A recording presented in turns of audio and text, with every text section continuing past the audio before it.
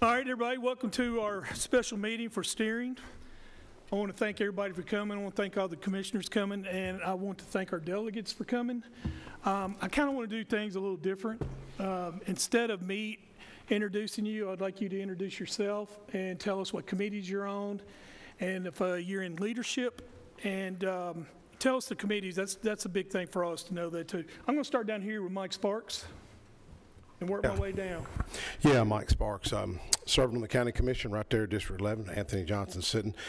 Sat there for 8 years, so I kind of like to think I understand some of the issues that y'all face, and they're challenging. Growth, basically, is challenging.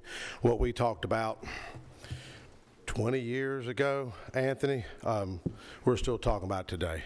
I'm on finance, and Charlie Baum is the vice chairman. If y'all remember the late John Bragg, I didn't know John Bragg. Some of y'all, Commissioner Phillips and others probably knew him.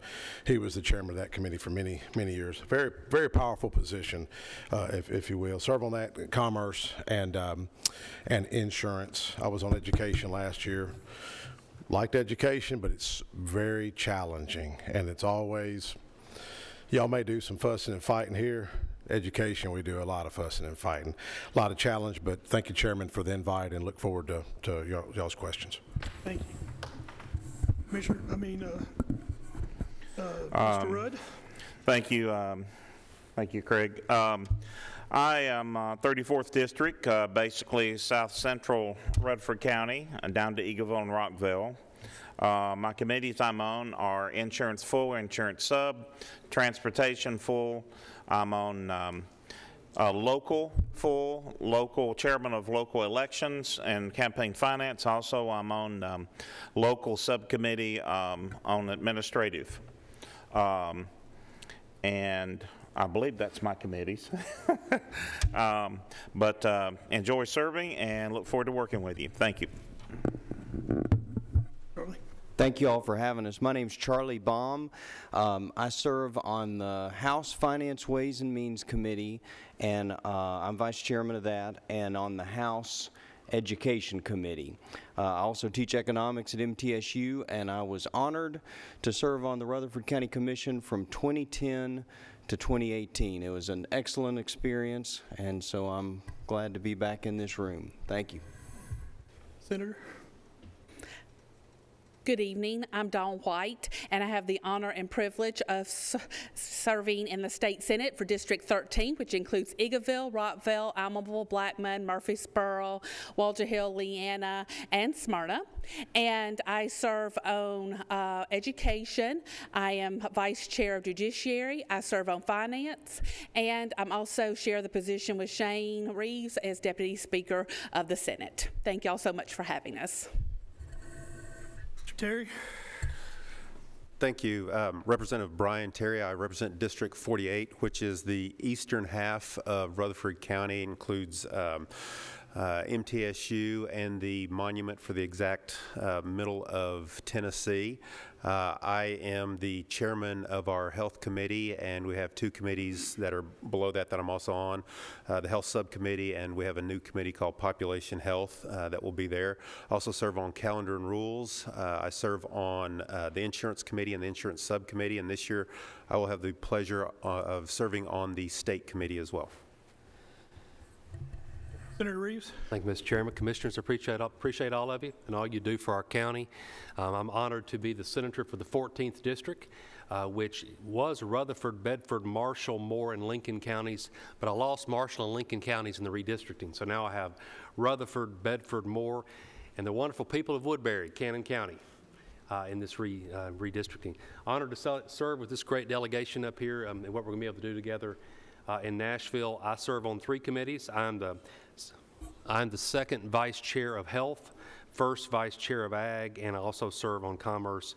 And as Senator White said, I'm deputy speaker with her, and honored to serve. Thank you. Representative Stevens. Thank you, Mr. Chairman. I'm Robert Stevens. I'm the newest member of our delegation. It just got elected in November to represent House District 13, which includes parts of Laverne, Smyrna, Murfreesboro, Blackman, Rockville, and Eagleville. And we just got our committee assignments this week. I'm on the Civil Justice Committee and the full committee of that, and then also the Family and Children's Affairs Subcommittee. I'm appointed to the Local Government Committee for the full board of that, and then also for the Education Administration Committee, full, and then K through 12 sub. And I look forward to working with our delegation this year and also working with all of you. Thank you.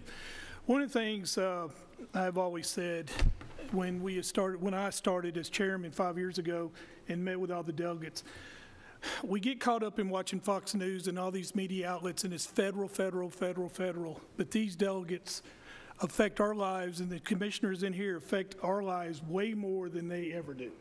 So it is important to me that we have this relationship with our delegates because we are a subdivision of the state.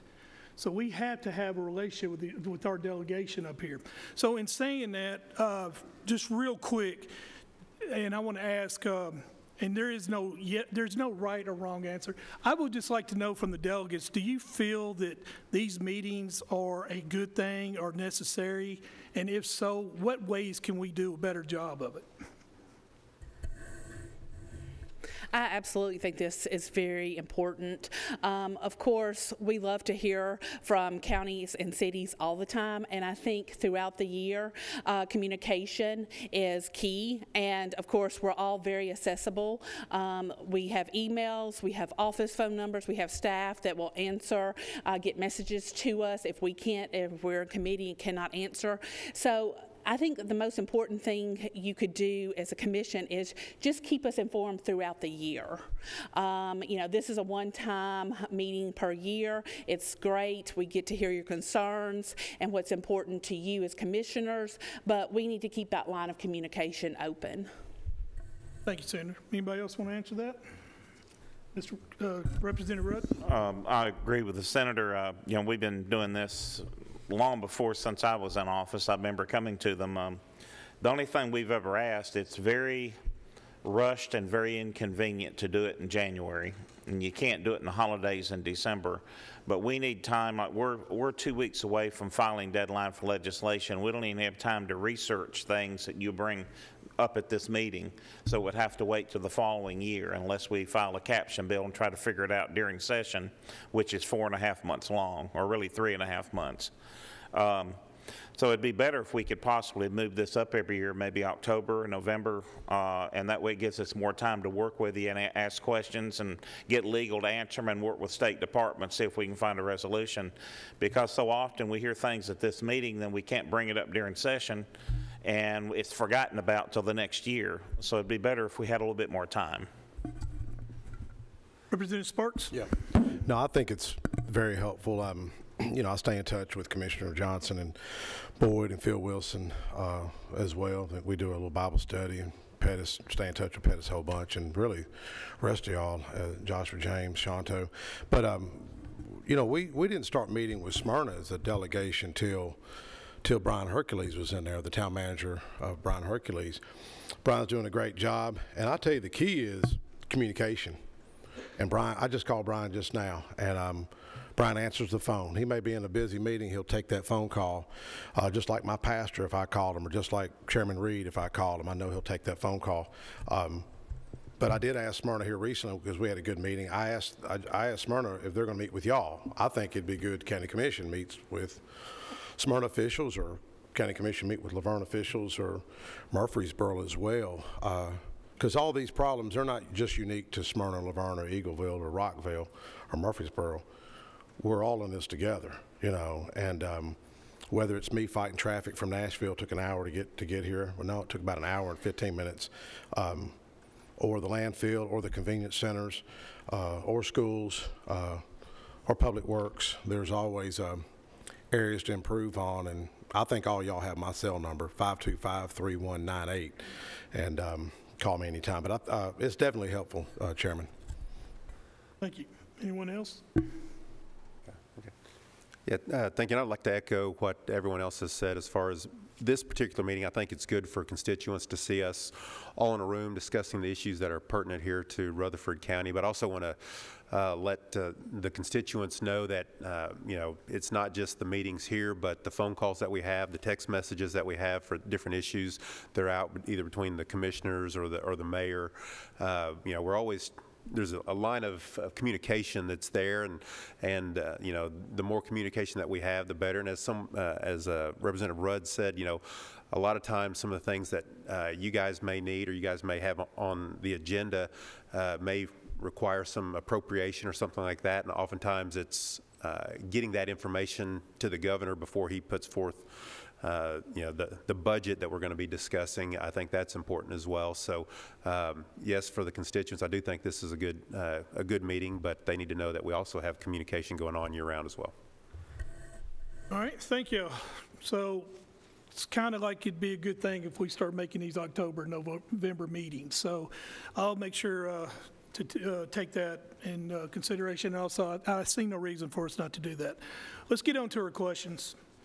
Our first question, since our budget is 75% of our entire, education is 75% of our entire budget, I would like if you could explain TISA and the implications it will have towards our school budget. Go ahead, Rep. Thank you. I'll start with probably the information that you're most interested in, and that is how it will affect the county's funding for education. The projections are that the new funding formula, TISA, would add about $57 million more to education in Rutherford County than the prior formula, which was the BEP. So I think the bottom line is $57 million more per year, and that's recurring. That's for Rutherford County. The estimates are that it would add about $9 million more per year for Murfreesboro City Schools.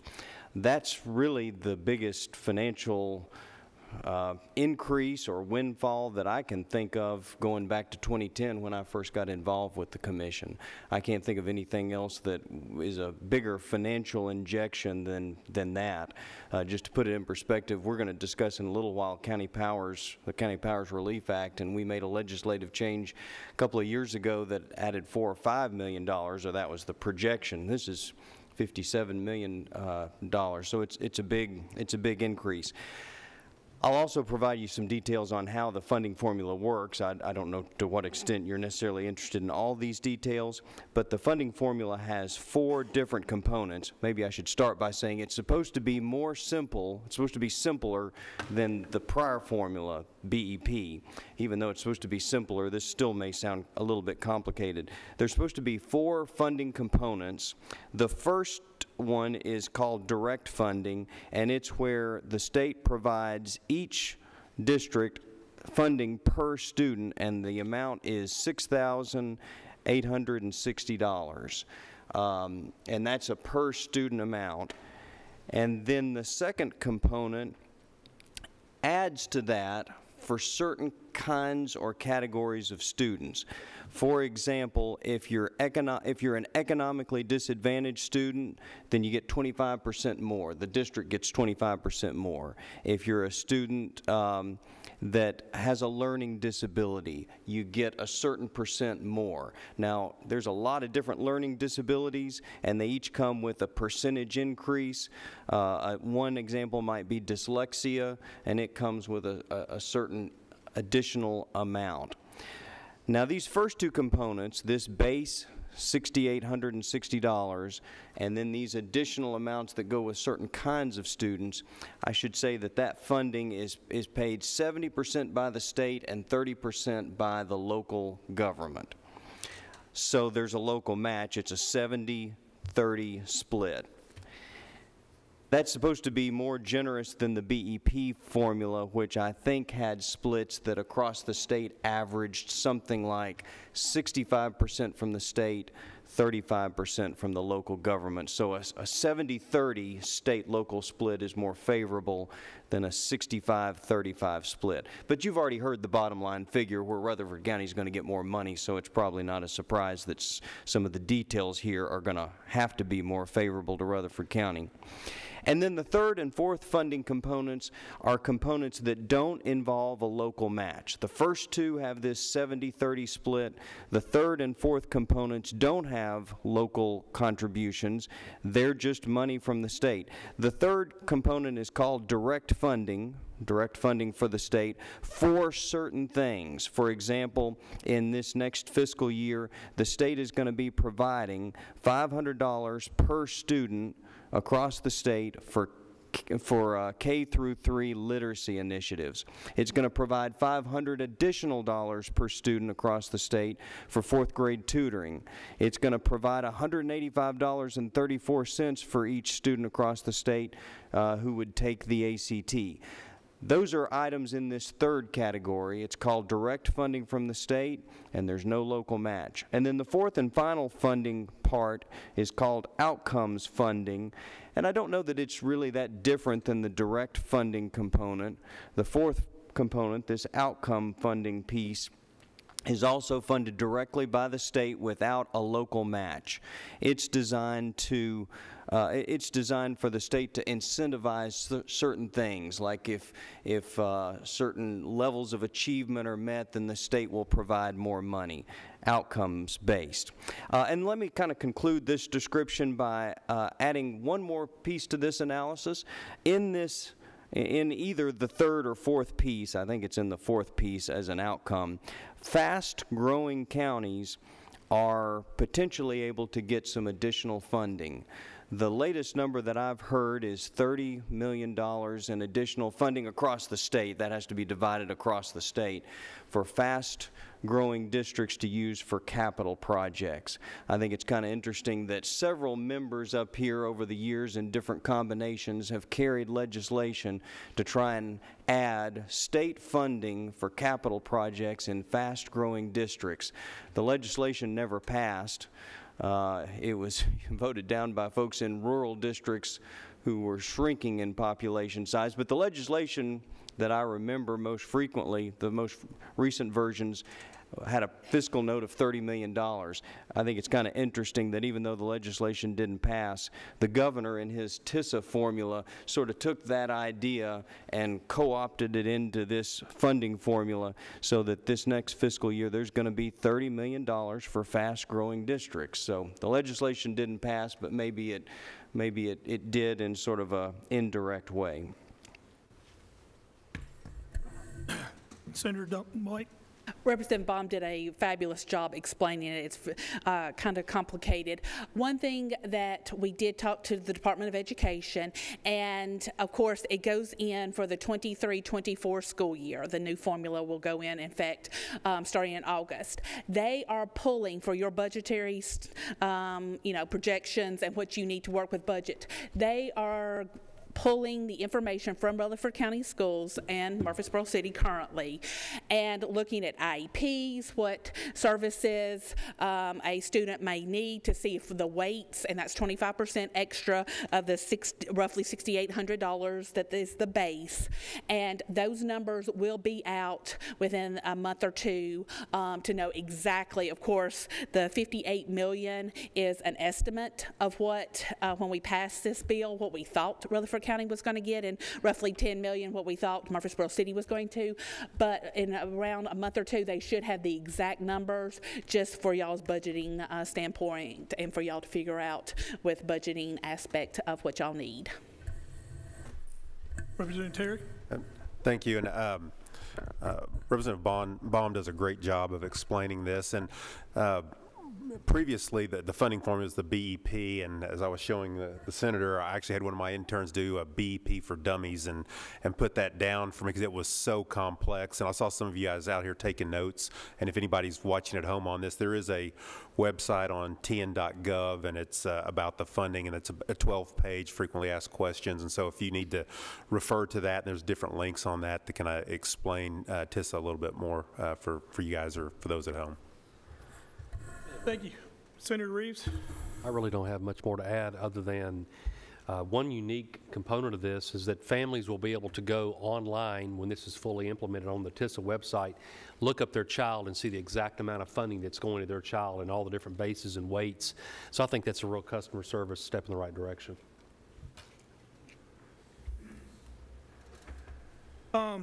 Anybody else? We good? All right, question for you. Mr. Chairman, could I just do one follow-up? Sure. If you don't mind. I almost said Charlie. Representative Baum, once again, I appreciate all the information that you've given. There have been tie-ins in the past as it relates to performance at schools. I didn't hear, and I might have missed it, but I didn't hear any mention about performance. So is there anything to do with performance of school systems, and does that have anything to do with additional funds or? Yes, the performance piece where the state would incentivize outcomes is the fourth funding piece. In fact, the fourth funding piece in this formula is called outcomes funding. And these, at the moment, I think are somewhat to be determined. But if the state wants to incentivize certain things with financial incentives, then it would in this fourth piece. There would not be a local match. And so that is going to be in the funding formula. The latest statistics I have for Rutherford County indicate that the TISA funding formula would provide funding of almost $430 million. The 57 or $58 million figure you've heard several times, that's the increase from the BEP.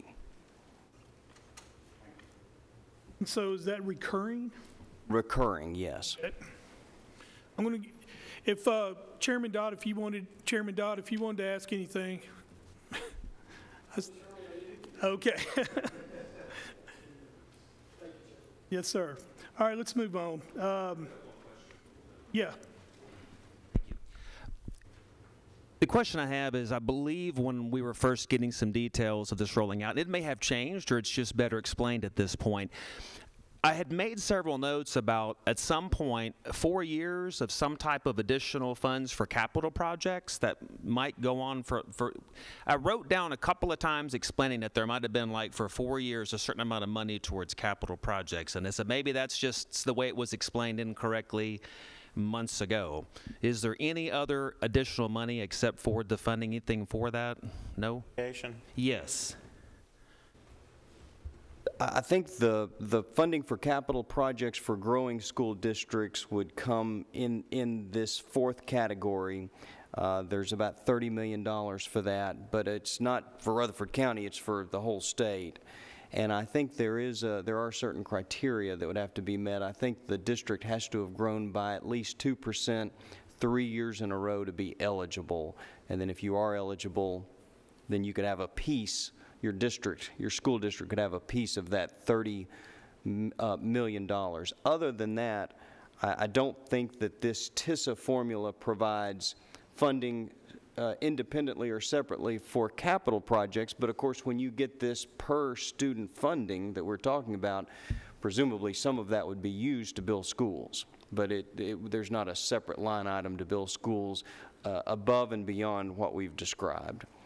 And as far as that 70-30 split, because obviously that $57 million number, that might have been something that I had written down as part of this. Is that split something we look at staying, or is that something that might change after a period of time? I'm trying to think of where I heard this discussed, where that number might change in a certain number of years, and I'm just keeping that in conversation as we're looking at doing our budgets with recurring expenses. I think in the distant future it could change. I think as part of this TISA funding plan, the state has made a commitment to for it not to change for about a 4 or 5 year grace period. I believe that the commitment has been made that no local school district anywhere across the state would have to add money to education for about 4 or 5 years. Now, they may elect to, they may voluntarily decide to, but the TISA funding formula would not require any local school district to add for about a 4 or 5 year period. Okay, so that's what I had written down, and now we've gotten, thank you for explaining that. There would be a possible change in that split in 4 years. It's just something for us to think about after that period. That means that our local match will go up. Just want everyone to keep that in mind. I'd made that note, and I just laser beamed on that thinking we have a path of 4 years to know we would have an increase coming just on a split change. Just something to keep in mind. Thank you for clearing that up. And it was the same way with the old formula, the BEP, when the split was about 65-35. If the state puts in more money, the locals had to put in more money too to preserve the match. Thank you very much. Thank you. Any other questions? All right. Craig, I do have. Just curious, How do charter schools play into this? Go ahead. A student, this funding formula is on a per student basis. So if a student goes to a charter school, this funding would follow them to the charter school. Representative Terry? Yes, I just want to put something out there. I think Representative Bond may be able to clarify this a little bit more. But in the old BEP formula, as far as for growth counties, for any counties, as far as projects or funding for projects, was based off the average daily attendance. And the factor for growth is supposed to be more responsive and more dynamic. So as more people come into the school system, the funds should be more available. So it's going to be a little bit more responsive than what it has been with the BEP. I thought it was a 3-year on TISA, every 3 years for the model for TISA on increasing. I mean, I could be wrong. I think for the funding for capital projects for fast-growing districts, you have to have grown 2%, at least 2% a year for the last 3 years to be eligible for that growth funding for capital projects. Now, what Representative Terry talked about is something slightly different. That is, when do you get additional funding? When you have grown. Under the old BEP formula, you have an academic year that starts, there's more students. The students get recorded by the state, and you first get an increase in funding for those additional students at the beginning of the next academic year. So it's almost like there's a 1-year lag. Because on the first day of class, you don't know exactly how large your school district is going to be. So more students show up, it later gets recorded, and you get the money at the start of the next year. That's under BEP. Under this TISA funding formula, there's a mechanism in there designed to get the school districts that funding for those additional students faster. I don't know that it's all going to be on the first day of class, but it gets squared up a little bit sooner in the process, maybe a portion of the way through the academic year. Thank you. All right. Let's move on to the second question. And I'm going to, like I said, I'm going to do a little different because I want to make sure we get everybody involved. And so I'm going to jump around on certain areas. The second question is dealing with capital projects for our recovery court. And I want to turn this over to Commissioner McAdoo. Thank you, Mr. Chairman. My question is, Rutherford County, as you know, is a judicial district. Does the state provide funds for capital projects, such as building out the floor of the judicial building for expansion of our recovery court?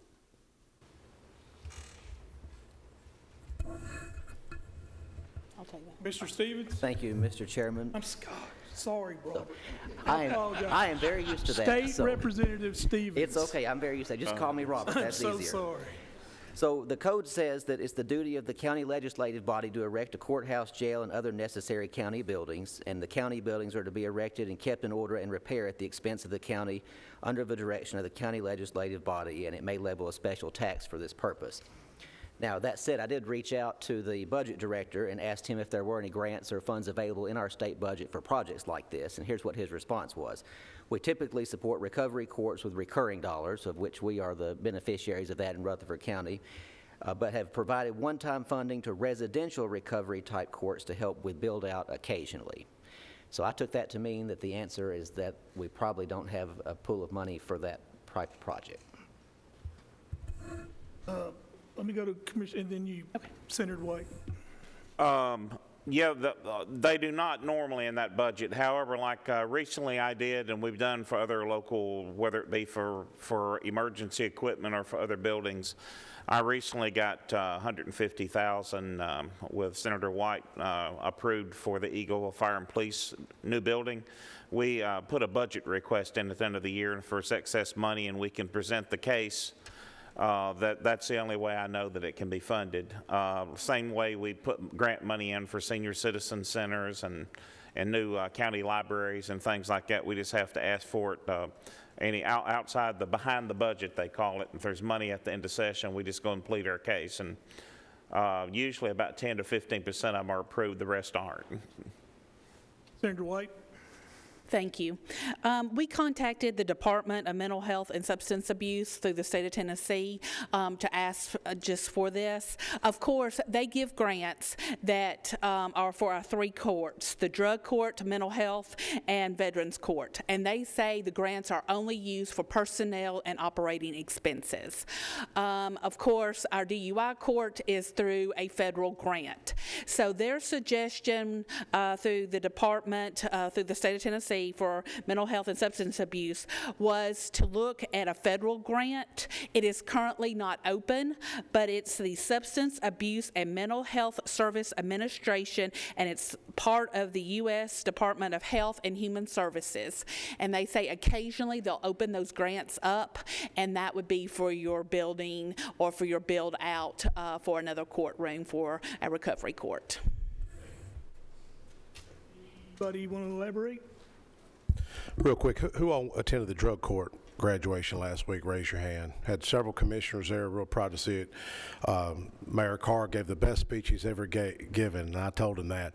And it was from the heart. Not that your other speeches aren't from the heart or anything, Mayor Carr, but it was a great speech.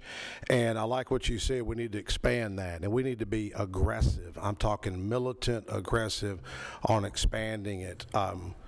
With all these federal dollars, surely, Commissioner McAdoo, there's some monies out there. Judge Jimmy Turner even articulated that we need to do more with TDOC to try to see what they're doing. You know, we just passed a bill, the Truth in Sentencing bill, and just keep it on the radar because it's going to cost us a lot of money. Our prison budget's doubled since I was elected years ago. The prison budget is $1,200 million, $1.2 billion. I shared this today with some law enforcement folks that come by the office. And there's a book of lobbyists. I should have brought the book of lobbyists with me. It's 68 pages of lobbyists. It's 5 people per page of book of lobbyists. And there's nobody comes in my office or others' offices trying to lower cost, run government more efficient. I don't really see it. Now, there's going to be people that argue that they do. I don't think they do it aggressive enough. But what Jimmy Turner said today, Judge Turner, is that we need to do more at the state level, do more at the local level. And it costs us about $28,000 to incarcerate someone. Like we just seen a road rage incident. It was on the Day News Journal covered it. When I see that wreck, that crash, and the guy shot him, I don't know if you've seen that, McAdoo, over on Bell Road. You know, I see the social, emotional cost to families, and I also see the fiscal note. I was talking to some DAs today about it, and I'm not sure what I guess it would be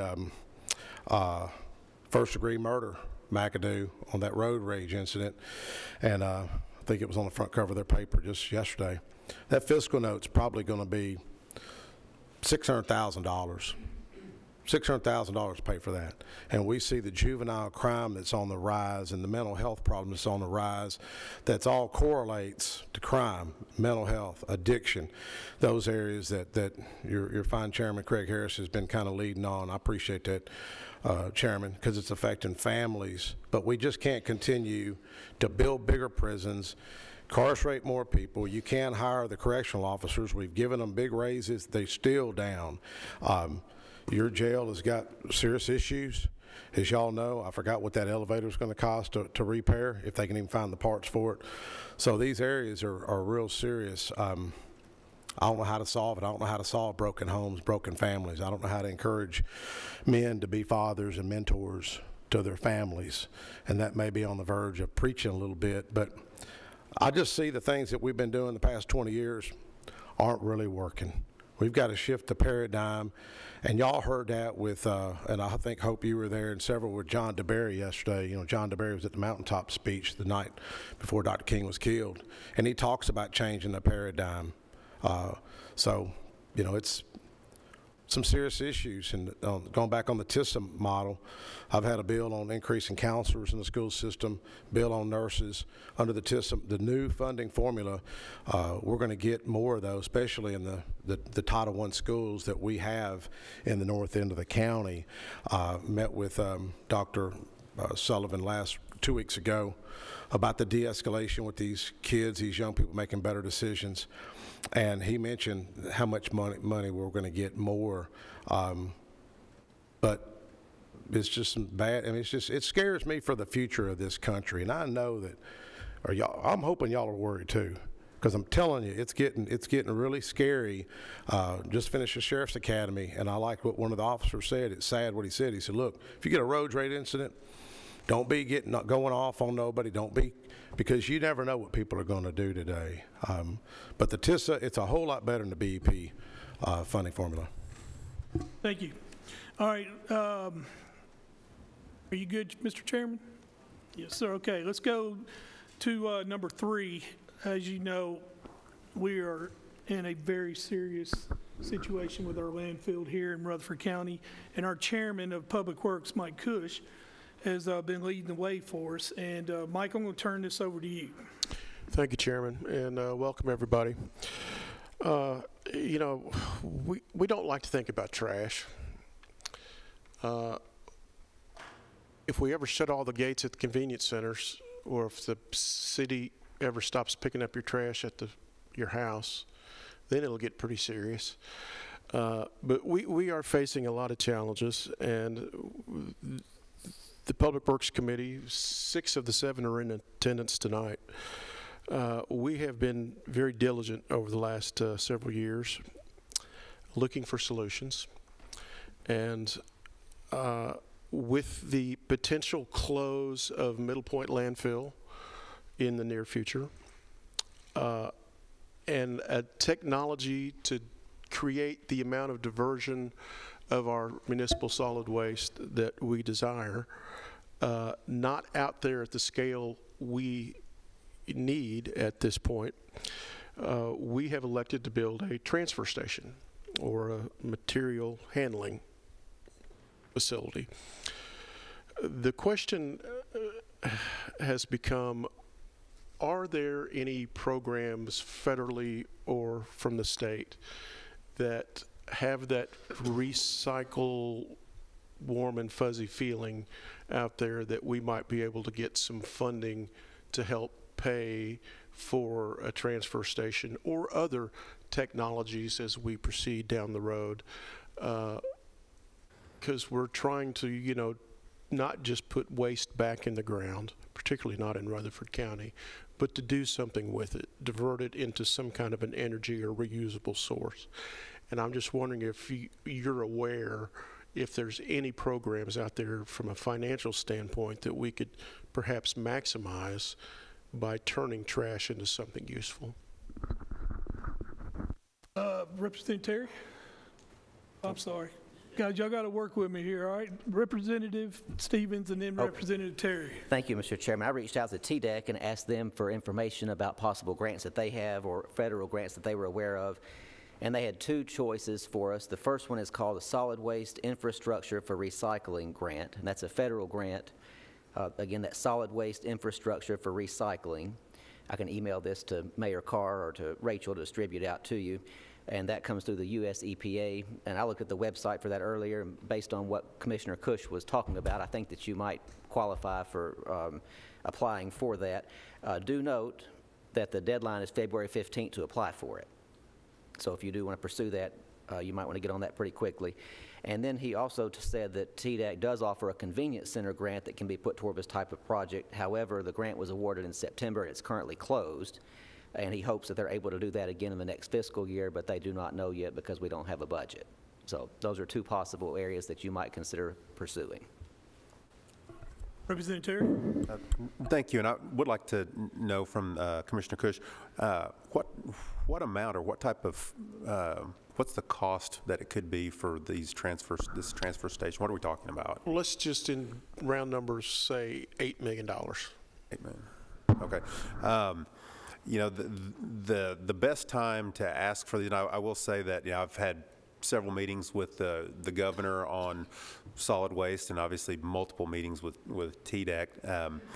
And recently, Senator White and I had a discussion with the governor on this, but you know, as far as getting appropriations for something like that, obviously that's being a growth county, being the fastest growing county, and you know, solid waste and the infrastructure that you deal with solid waste is a huge concern and a huge issue. That's something I have imparted to the governor, that, you know, when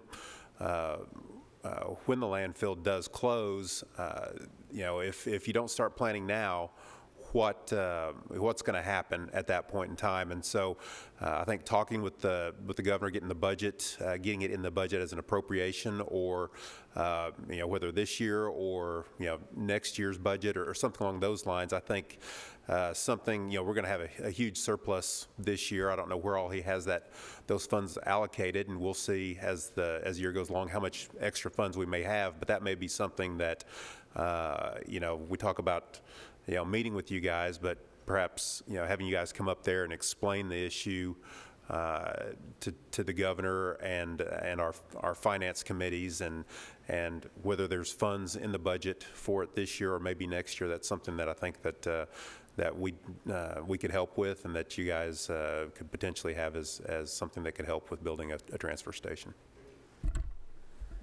Go ahead. There's $250 million in this fiscal year state budget specifically for Rutherford County for landfill-related areas. I assume you know about it and are drawing the money down. So our big-time date is February 15th. Any other questions, Mr. Chairman? Bush? Okay. All right. Let's move on. Question number 4, I'm going to call on Paul Johnson. Thank you, Mr. Chairman. I appreciate that, and welcome to all the delegation. And I've got to share this with you. I have the privilege of serving on the road board. That's the oversight committee for the highway department.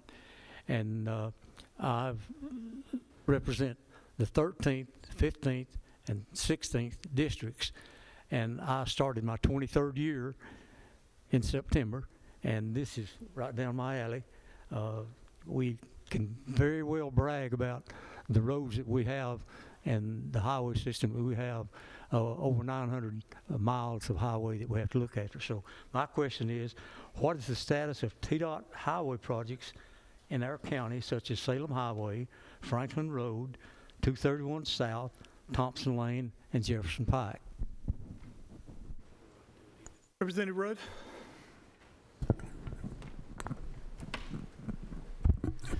All right, I got a update from TDOT last week and also revised today. Salem Highway 99 widening. As you know, right now they're working on the commercial corridor from Old Fort Parkway to I-24. That's proceeding along very well. It's already underway, and hopefully it'll be completed either later this year or next year at the latest if there's any weather delays. Also, let's see, the next phase of Salem Highway that's already been funded is they're in the process of land acquisition now, is to complete after that commercial corridor is done on Salem Highway. They will start from Cason Lane to Veterans Parkway widening to 5-lane. And that is the extent of Salem Highway that was requested. Of course, at that time, there weren't 4 or 5 new subdivisions that's been built, so we'll have to see if down the road we can get more funding.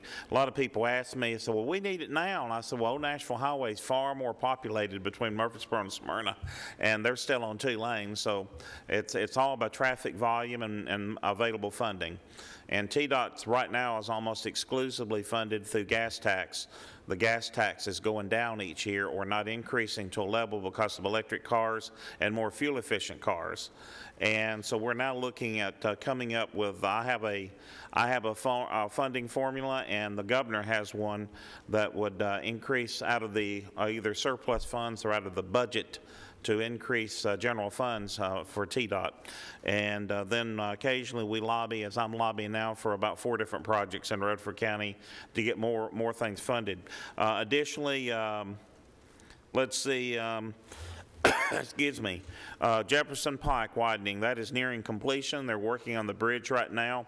It is not funded to go from Jefferson Pike to 231 North, but it is to the bridge. And depending on growth and available funds in the future, but I'm fighting to get that funded too. Also, Franklin Road. The Franklin Road is in 4 stages. The first stage was hours from the interstate to the city limits there to Veterans, and then the second stage was from Franklin Road to Arrington, and then you got in between there. You've got Arrington to 840, and you got 840 to Veterans. Those are the 4 stages. Right now, or I should say to Coleman Hill. It'll be Arrington to Coleman Hill, which will be the most difficult and widening part of it because of all the hills there. Also, due to the proximity of the castle, they can't blast. It's going to have to be done by hand because when they paid 840, and it did major structural damage to the building, so they'll have to cut through there at the county line and do a lot of that by jackhammering, and so it's going to take a little bit longer. Plus, there's a ton of fill that they're going to have to put in. Then the last part is, which is what I'm working on getting funding and see if I can get that moved up instead of last, is from Veterans Parkway to Coleman Hill, which they're building on the Burgess Farm. They're building in the new retirement Del Webb, and also John Harney's got a development right past, and they're still looking at either developing right next to Royal Glen, either as a school or as a subdivision in that area. So there's more developments coming. And I'm trying to get, right now, that part of it is on the radar, but is not funded for land acquisition.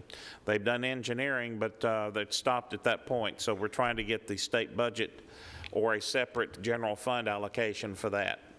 That is something they deem is not, even though we view it's needed, they view it as just due to the current situation, it won't be needed to be considered for 3 years, and I'm trying to get that moved up.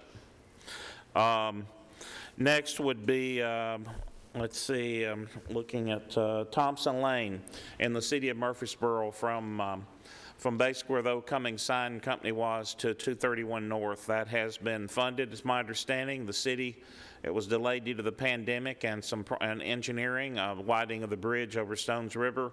But it's my understanding that has been funded, and that will be proceeding soon. Also, it's not on here, but I have been also working with the city and the county, excuse me, the city and the state on widening Memorial from Compton Road and Thompson Lane to Jefferson Pike. And what has held that up, the state's been frustrated. The federal government at the VA's held that up because they don't want their cedar trees cut down. So that has caused a significant delay in negotiations and even budgeting. So it's on the radar, and they're negotiating with the feds, but they have not been able to get that done at this point. And that's the one type of property that we can't seize. It's federal property. So the other option would be to take it all to the left. And there's a lot of homes and businesses that have to be torn down, so it's not practical. It would have to go on the right going north. So we're working on that. Thank you. Good. Very good, Representative Rudd. All right, the next 2 questions, I'm going to try to put them together. Mr. Chairman, I was wondering if I can ask a question. Go ahead. This is not on your road project, but I was just curious as I was sitting here thinking, are you familiar with, or could you speak to possibly improvement, I guess, at the Jefferson Pike Murfreesboro Road area at the Smyrna-Laverne border? There's a huge traffic issue there, lots of accidents, and a possible traffic light there. Again, I realize it's not on here. It just came to my mind as you were speaking. I was just curious if you were familiar with any of that. Chairman. Yes. Yeah. That's not a state project. That would be locally. No, it's still part of an old state route. I remember back when I was a kid, back in the 70s, there were accidents there because where the bridge takes a sharp turn to go down to Murfreesboro Road. And I remember when Mayor Ridley, Sam Ridley, was on TV saying that we're working on that. We're going to find a solution because that's right there at the city, the limits, right there where that's at, most of the roads in Laverne. And they never could even with John Bragg in charge of finance, they never could get the funding to build that bridge over. Of course, now they can't build a bridge over because there's the Frank plant and a trucking business and other things on the other side of the road, so I don't see how they could build a bridge there. I think it was probably deemed, that whole area, as far as I know, is fully maxed out as far as development. Maybe a little bit left on the left side going down Jefferson Pike for a little bit more development. Most of that's going to be on Sam Ridley Parkway. So I think since it's maxed out, the traffic shouldn't be increasing that much there, so they probably deemed the traffic count as not justified for a state priority. Unlike a lot of high growth areas like Salem Highway and Franklin Road and Almaville Road and other things we're working on. I'm still working on Almaville Road. Oh, by the way, so I don't look for any state funding unless it's a special allocation for that, and no one has officially requested that from the city or the county to officially ask us to get grant money to start that process. I did forget one thing. I was asked a last-minute question was added to our list, if the chairman doesn't mind me addressing it. And I've been working and meeting with the senators on that, and especially Senator Haggerty, about a new interstate exit at the in Smyrna at the Rocky Fork Road and Enon Springs. I still call it Rocky Fork Road. The state said they couldn't justify doing that because, you know, it used to be out, it still is technically kind of out in the middle of nowhere. So the city of Smyrna, at their own expense, built a parkway all the way out to the interstate. And there are several hundred to thousand homes coming right off that area in the coming future. And there is no, I asked for the TDOT to give me a report because I've officially asked over 2 years ago for that 12-year process to start. And they're preparing me and did not get back with me for today's meeting. So as soon as I find out that, I can communicate to the Smyrna County Commissioners and Commissioner Johnson on the road board of what I find out. But I'm requesting it, and I've been meeting with because that's going to be totally funded by the federal government. And right now it's 30 to 40 million to put an interstate exit in. The longer we wait, it could be, if it's 10 years, it could be 70, 80 million by the time we get there. But the federals have got to fund that, and how the federal highway programs are funded in Tennessee is they fund the highways, they give it to the state to maintain, kind of like how Smyrna recently expanded Sam Ridley with state funds. We let them, it saved money, but we let the city handle the project rather than having a contractor from the state do it. And the way they got control of it, and we've also can do that with the county or the city of Murfreesboro has done the recent activities such as that on the watershed and other things that we've done along Salem Highway near World Outreach Church. So we're working on it. I have put the request in, as I have for Almaville Road as well. Good.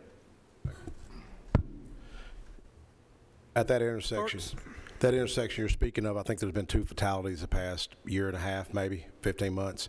I know TDOT's studying that whole little area. It's not an easy fix. It's not just a red light or nothing. It's very dangerous. But I think speed was a factor in both, sadly, fatalities that were there. But one area that needs to be opened up is that road going to Motlow. And I don't know why people are hesitant to open up that road, but that would help those college students over there. They would be able to walk from that area right there. My dad lived off Jefferson Pike, so I traveled that many times. I was in an accident there as a young boy. I was about 5, and I can remember, back then we didn't have seat belts. We just stood up in the back of in the seat, and I remember the car coming at us at night and just hitting us and then getting up on that bank. And I always remember the police officer, Officer Beatty, was always really like carrying, that ordeal. But that road right there could alleviate some of that traffic. It can improve safety. So if y'all wanted to pass a resolution about that, maybe encourage the city of Laverne to look at that road at Motlow, it would really alleviate traffic and benefit those students right there. Oh, Chairman. Go ahead. That reminds me, there was one other road item on Salem Highway that I've kept Commissioner Reed updated on. We have a major problem there at the intersection where Thompson Mini Storage is. And we've had a couple of fatalities and several wrecks where people run the stop sign. We put up flashing lights, they're still running the stop sign. Most of the people running the stop sign are not from Rutherford County. I think they're so used to visiting relatives or friends in the area that they look, nobody's coming, and they just get used to moving and out in the rural area. What they are in the process of doing, and it has been fully funded, and the county is working with the state to carry that out, is that they are putting a flashing warning light in the middle of the intersection.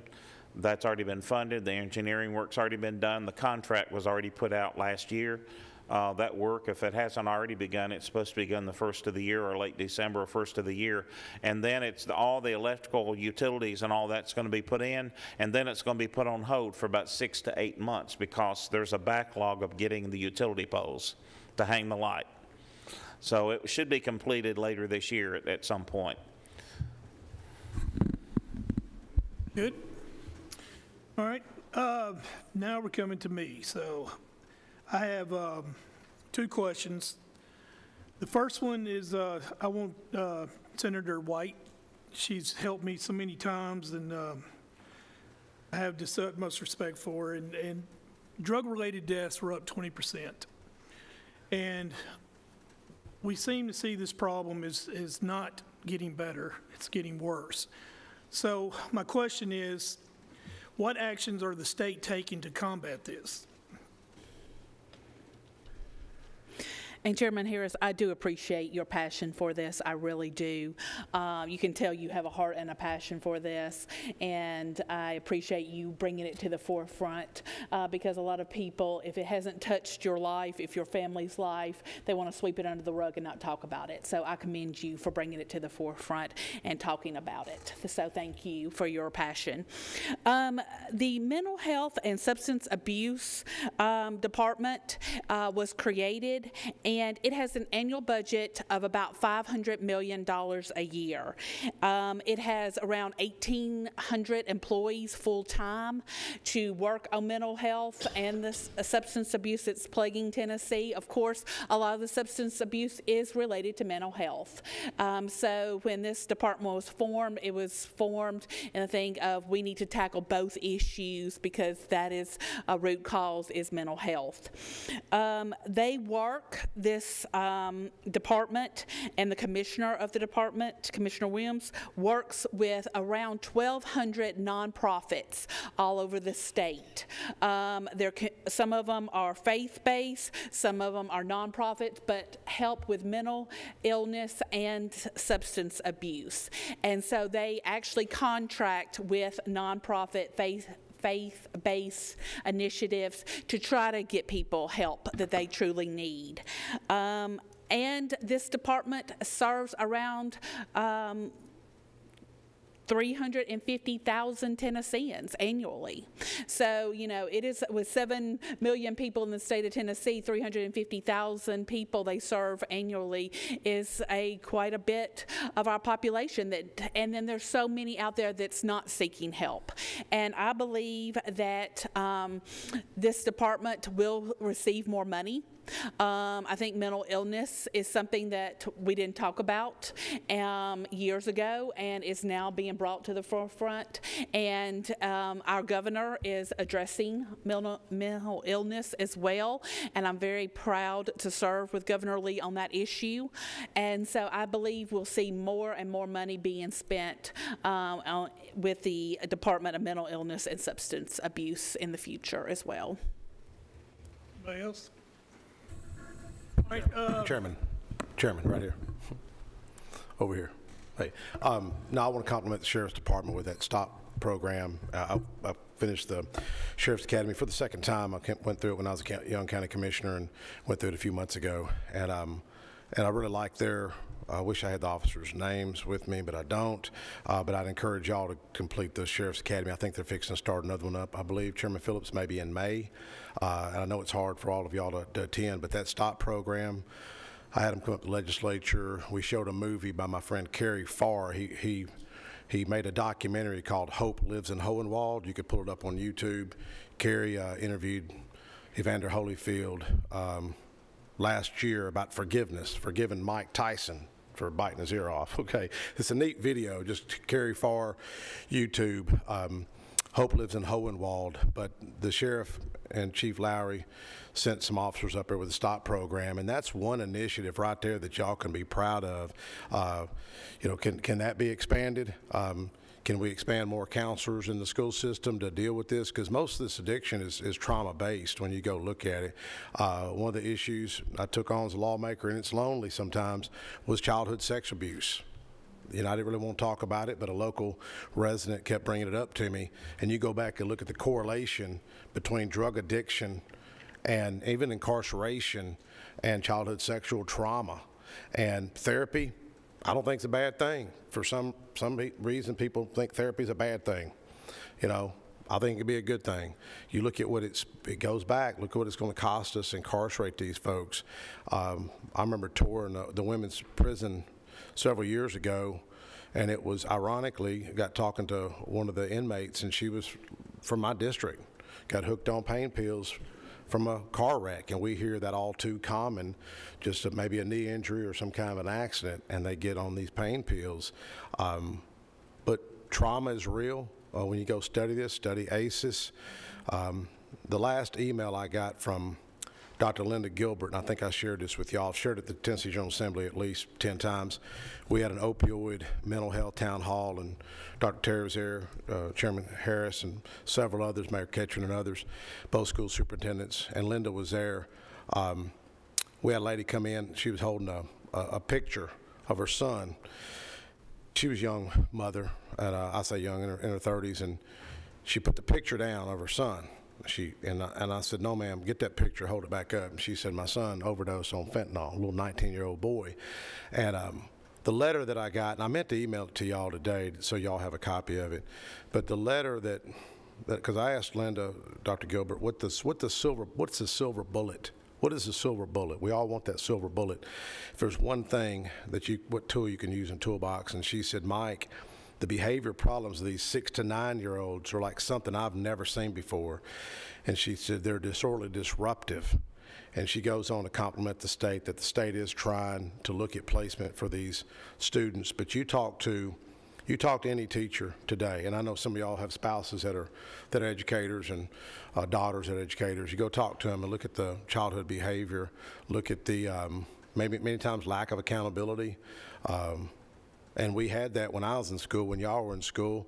We had that with Dr. Odom, or Mr. Odom, my principal, and others who were very strict, you know.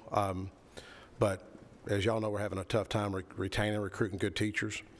Some of that goes back to that childhood behavior.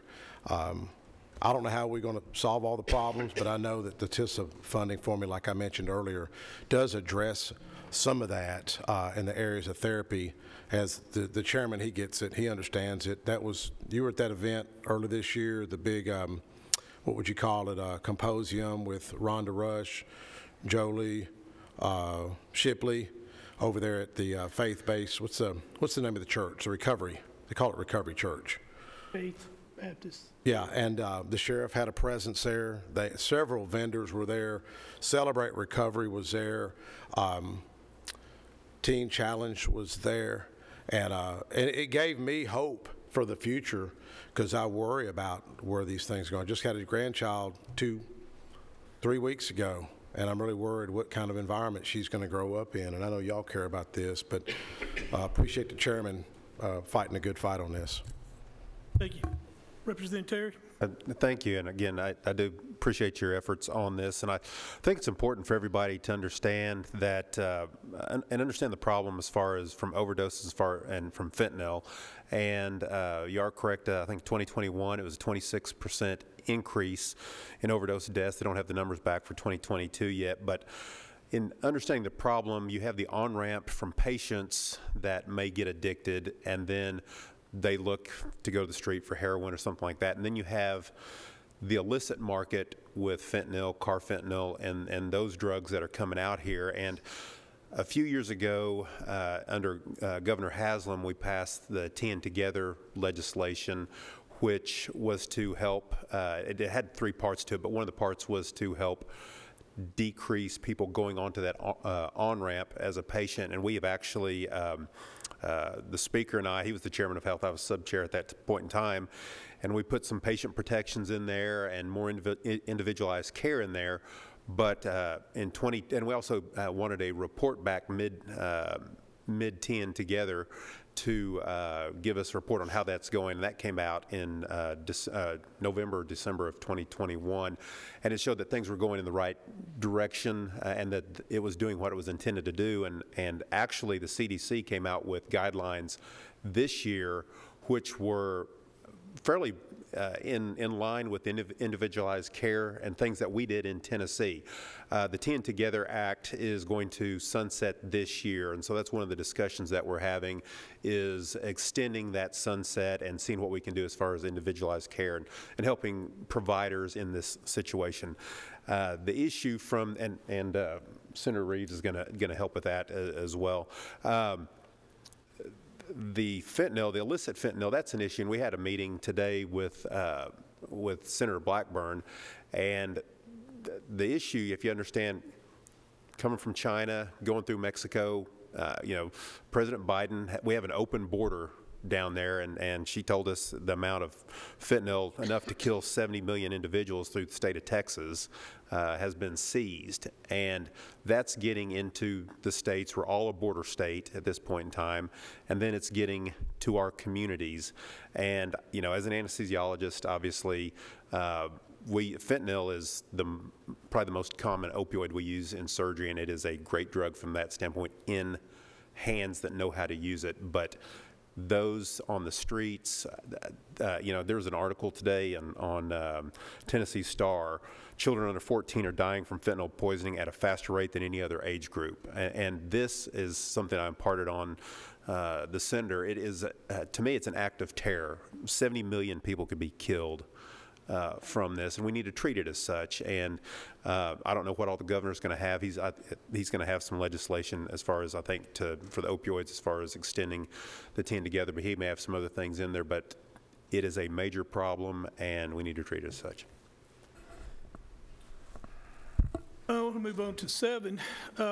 As y'all know, I formed a committee to oversee distribution of funds that the state of Tennessee had won against pharmaceutical companies. I've kind of hit a snag, and I asked for help. And I called my good friend Senator Reeves, and I asked him if he could help me out.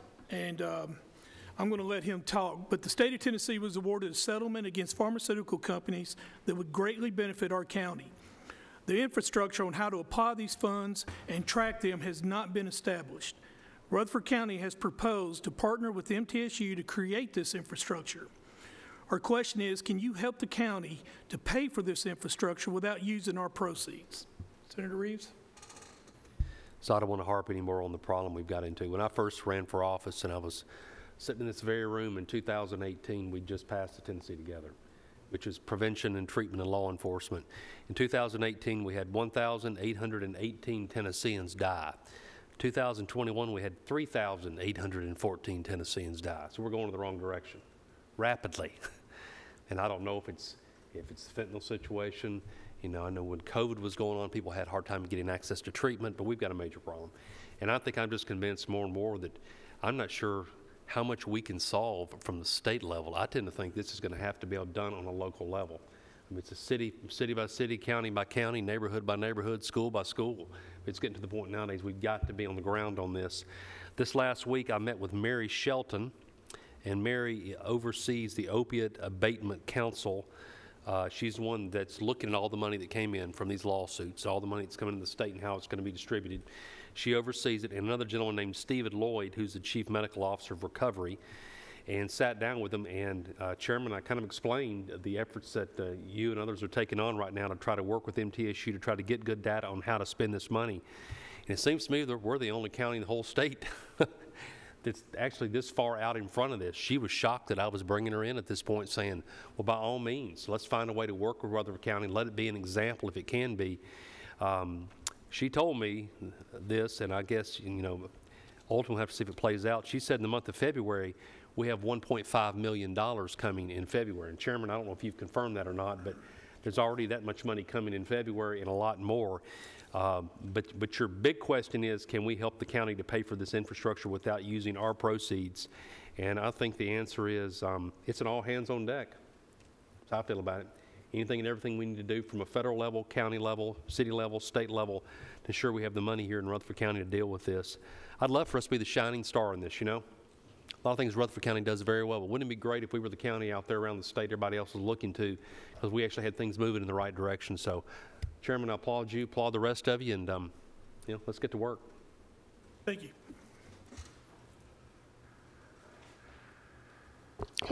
Question, please. Go ahead. My question is opioid abuse the only thing that's being looked at? Because alcohol is still widely abused and responsible for deaths as well. I'll answer that. The distribution, I'm having a hard time saying that word. The money that we receive from the pharmaceutical companies is related to opioids. There are programs out there that is for alcoholism, but the ones that we're dealing with, the funds that come in, is dealing with the opioid epidemic. So that's the key word, opioid. Right, I understand that. I'm just asking our state officials, when you talk about meetings and different things that you're looking at as far as data is concerned, I'm curious, is that anything else you're looking at besides fentanyl or opioids?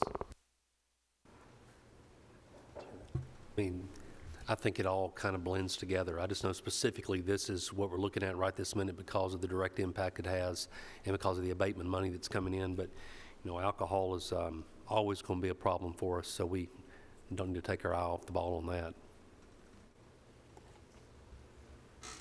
Chairman, let me say something. To address your question, last week I had Aaron Carter. I'm real proud of this young man. Graduated Smyrna High School, chose to play for UT.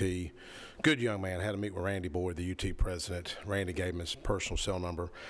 And as we were walking up to the Capitol, you know, I was just this kid's got the manners. I mean, just such a good young man. 3.97 GPA, 405-pound bench press. This kid is just off the charts, man. Just making our county and Smyrna proud. And you know, I was talking to him about alcohol. I said, young man, stay away from alcohol. And I've told freshman legislators, stay away from alcohol.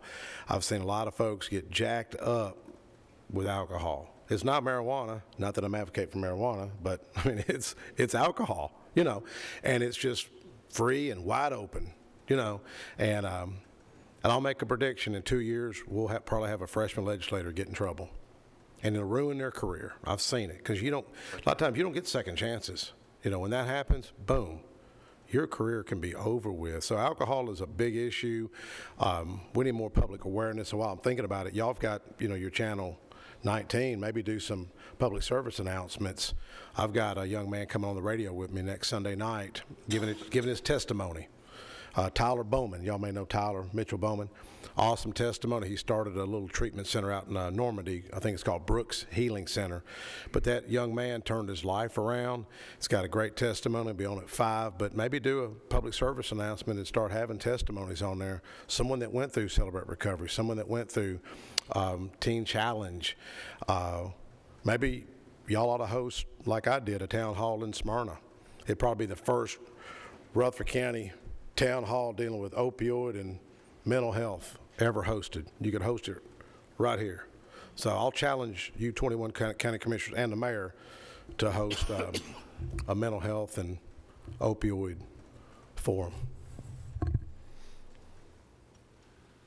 You good, Commissioner Oliver? You good? Okay. All right, let's move on. Number 8, we've had a big conversations about the County's Powers Act in the last month. Mayor's involved in trying to do some things. And number 8, I call on Commissioner Rather. Thank you all for being here. Good to see you. Welcome home, Robert, or Representative Stevens.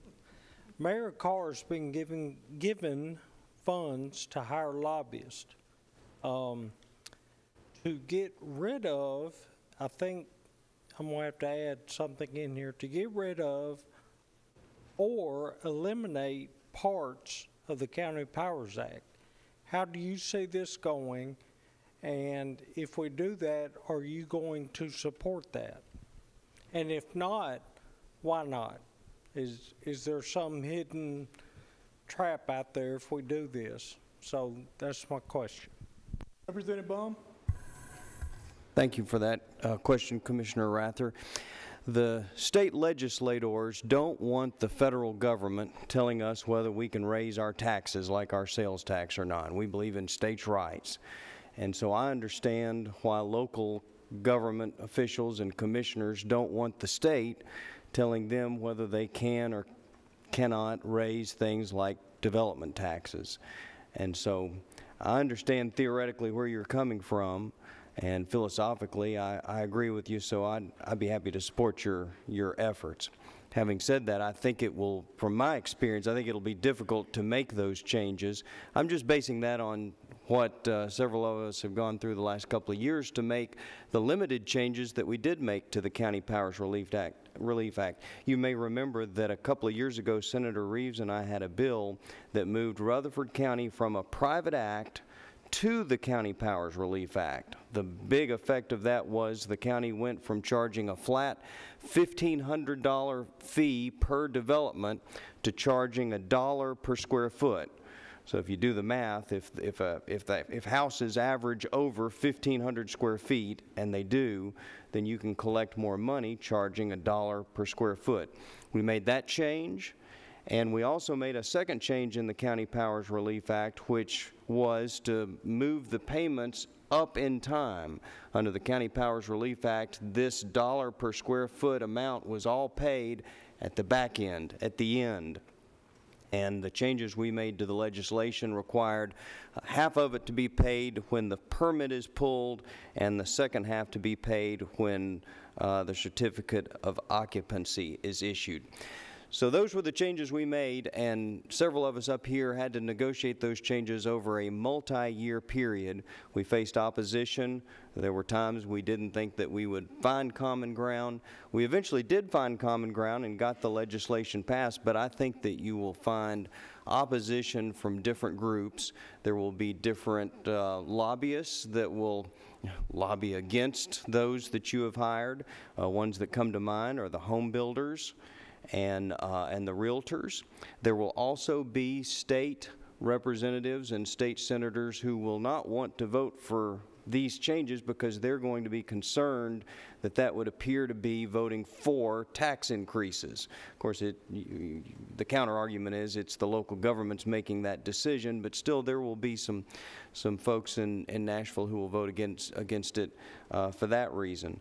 So I think it's kind of difficult, but I shouldn't be the one to tell you it can't be done because we were able to make changes. It just took a lot of negotiating, and it took a long period of time. Thank you, Charlie. All right, let's move on to number 9. This is a very interesting question and something I think that could benefit Rutherford County. I'm going to turn this over to our freshman steering his first meeting. Commissioner Beverly, go ahead. Thank you. Thank you, Mr. Chairman. For those of you who have not met me, my name is Jonathan Beverly. I'm the commissioner for District 6. My question relates to the TCRS credit for honorably discharged veterans that are seeking employment. We get a report at steering from HR every month that tells us the openings, how many applicants they have, and it can be jailers, deputies, all the way to PAWs. It would really make us more attractive and keep us more equitable if this was expanded. And would this type of legislation have your support?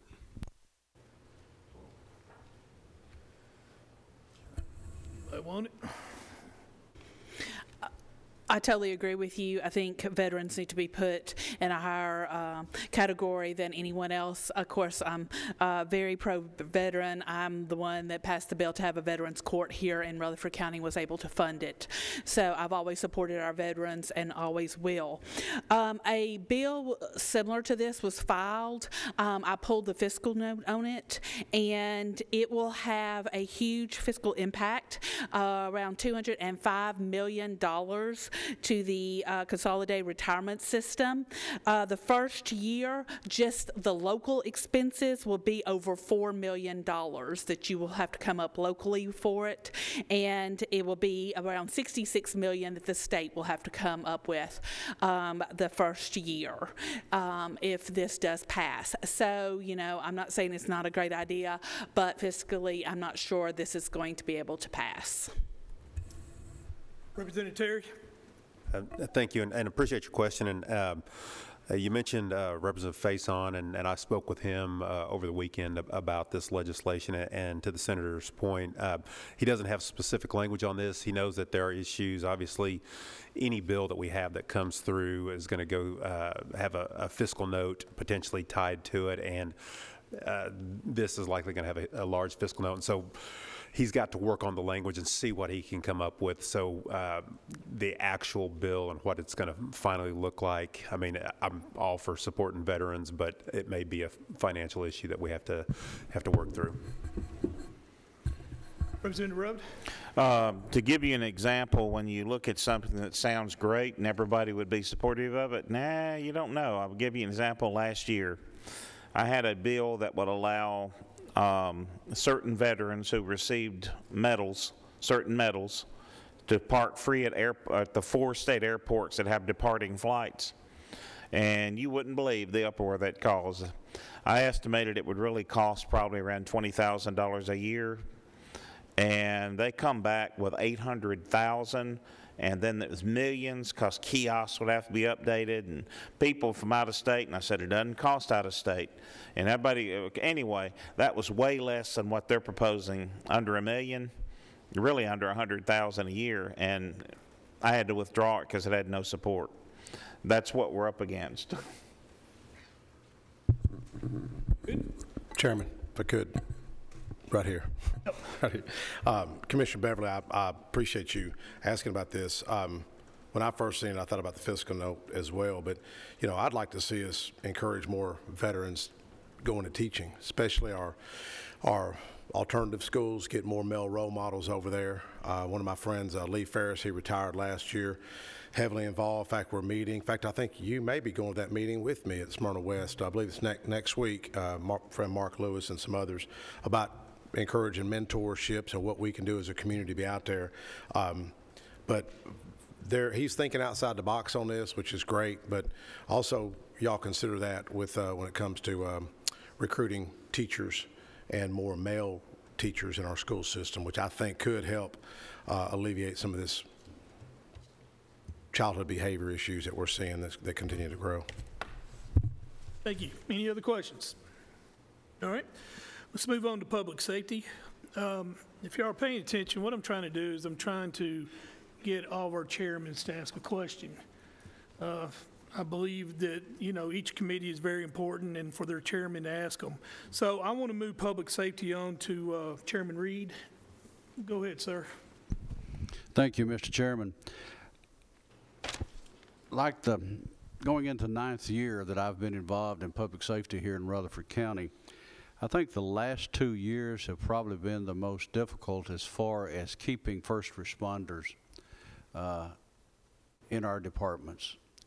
It seems that we're not only for keeping the first responders as far as the job is concerned, but for the competition that we are involved with as far as the municipalities and other counties.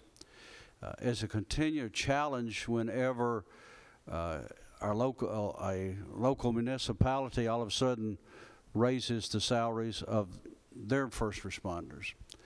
And then we have to go and sort of meet that challenge. And then another county does it too. You've got that. And see, it seems like you're sort of playing a game out here. Who does the better job of paying their individuals? For the past 2 years, we've been involved in that challenge, going back and forth in what we do. And last year, it was quite difficult when all of a sudden the state of Tennessee got involved in it, with the prisons and with the governor when he increased those salaries down there too. Because we had a lot of those that were involved in detention here in the county where those jobs sounded a whole lot better than what we were doing right here. So we had to deal with all of those. And you can imagine what we as a county and what our budget is in comparison to what it is with the state of Tennessee. So this seems to be a problem, and I guess my question is coming primarily from the sheriff, because I spent the other day, and this is one thing that he did bring out and what we're having to deal with. Because we're starting to see now and hearing now from the Tennessee Highway Patrol, which we very much appreciate within this county. But due to the situations that we have in a lot of our larger cities, the highway patrol is being called more into interstates to work those highways. And with us being on the outer edges, we are now called in to take care of our interstates in this area. Just night before last, we had a situation where out here on I-24, we had an individual said that he had explosives within a truck. To investigate that, we took several deputies that had to deal with controlling traffic while they investigated that situation. I don't know if you realize it or not, but at nighttime, when you pull 5 or 6 deputies off of routine rounds within Rutherford County, you're left with very few deputies within this county to patrol. And some people actually knew how many we actually had out here on patrol whenever these instances happen. And this is happening more and more and more on our interstates. And as the highway patrol is being pulled into the larger cities and not being able to do this, and due to the fact that they are also looking at increasing those salaries, I heard the other day what a new highway patrolman, and Colonel, you might want to get back into this, I don't know, but they were pretty good salaries compared to what we can take some of our certified deputies that would qualify for those positions. So we're every day dealing with that, and what I had put in here is the continued competition for maintaining qualified officers in our Sheriff's Department over salaries is not only affecting local governments, but the state has major influence when they implement increases. We ask the state to consider the local consequences to local public safety when they do so. Can you help us with this? And this is just a question, and just a reminder that if you have some type of influence there, is that if there's any way you can help local governments and us maintaining what we have here, we'd appreciate it.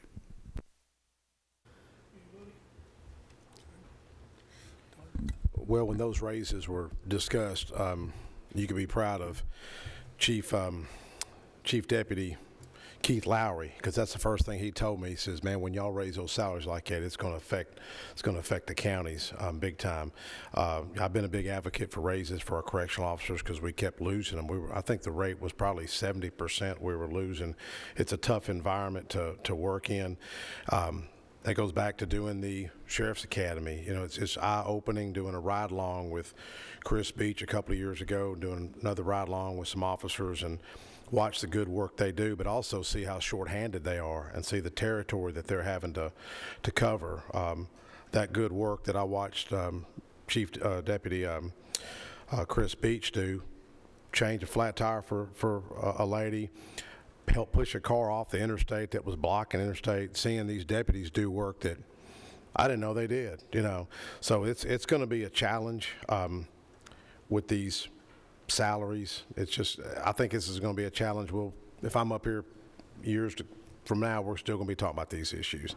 Like we were talking about some of these issues when I was here 13 years ago. You know, we've improved, but the challenges are still there. Just coming in, I noticed some wrecks, and I noticed THP was on the side of the road, and we've got more THP officers, as y'all know. I think was it 100 we funded last year?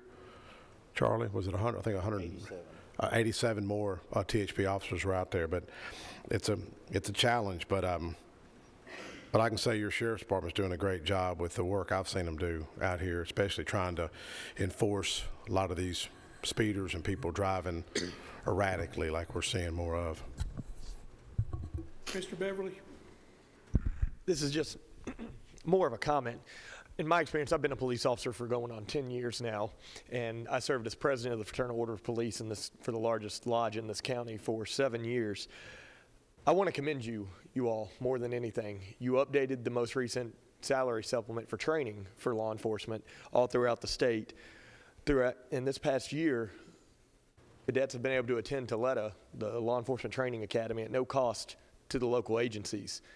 And from a county standpoint, that is huge. That money can be invested elsewhere and to continue their training, so we appreciate that.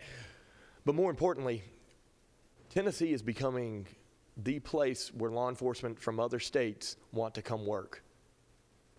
From the fiscal responsibility to the support from the state legislator, I really want to commend each and every one of you.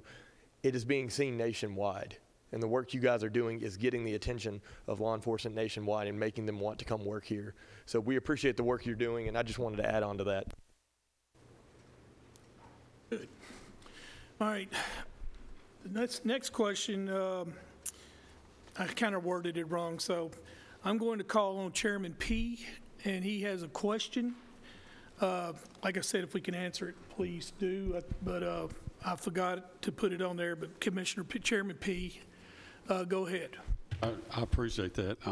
First of all, I also want to say how much I appreciate each and every one of you and the hard work that you do. You know, it's not just former Commissioner Stevens, now Representative Stevens, but also Representative Baum, Representative Sparks.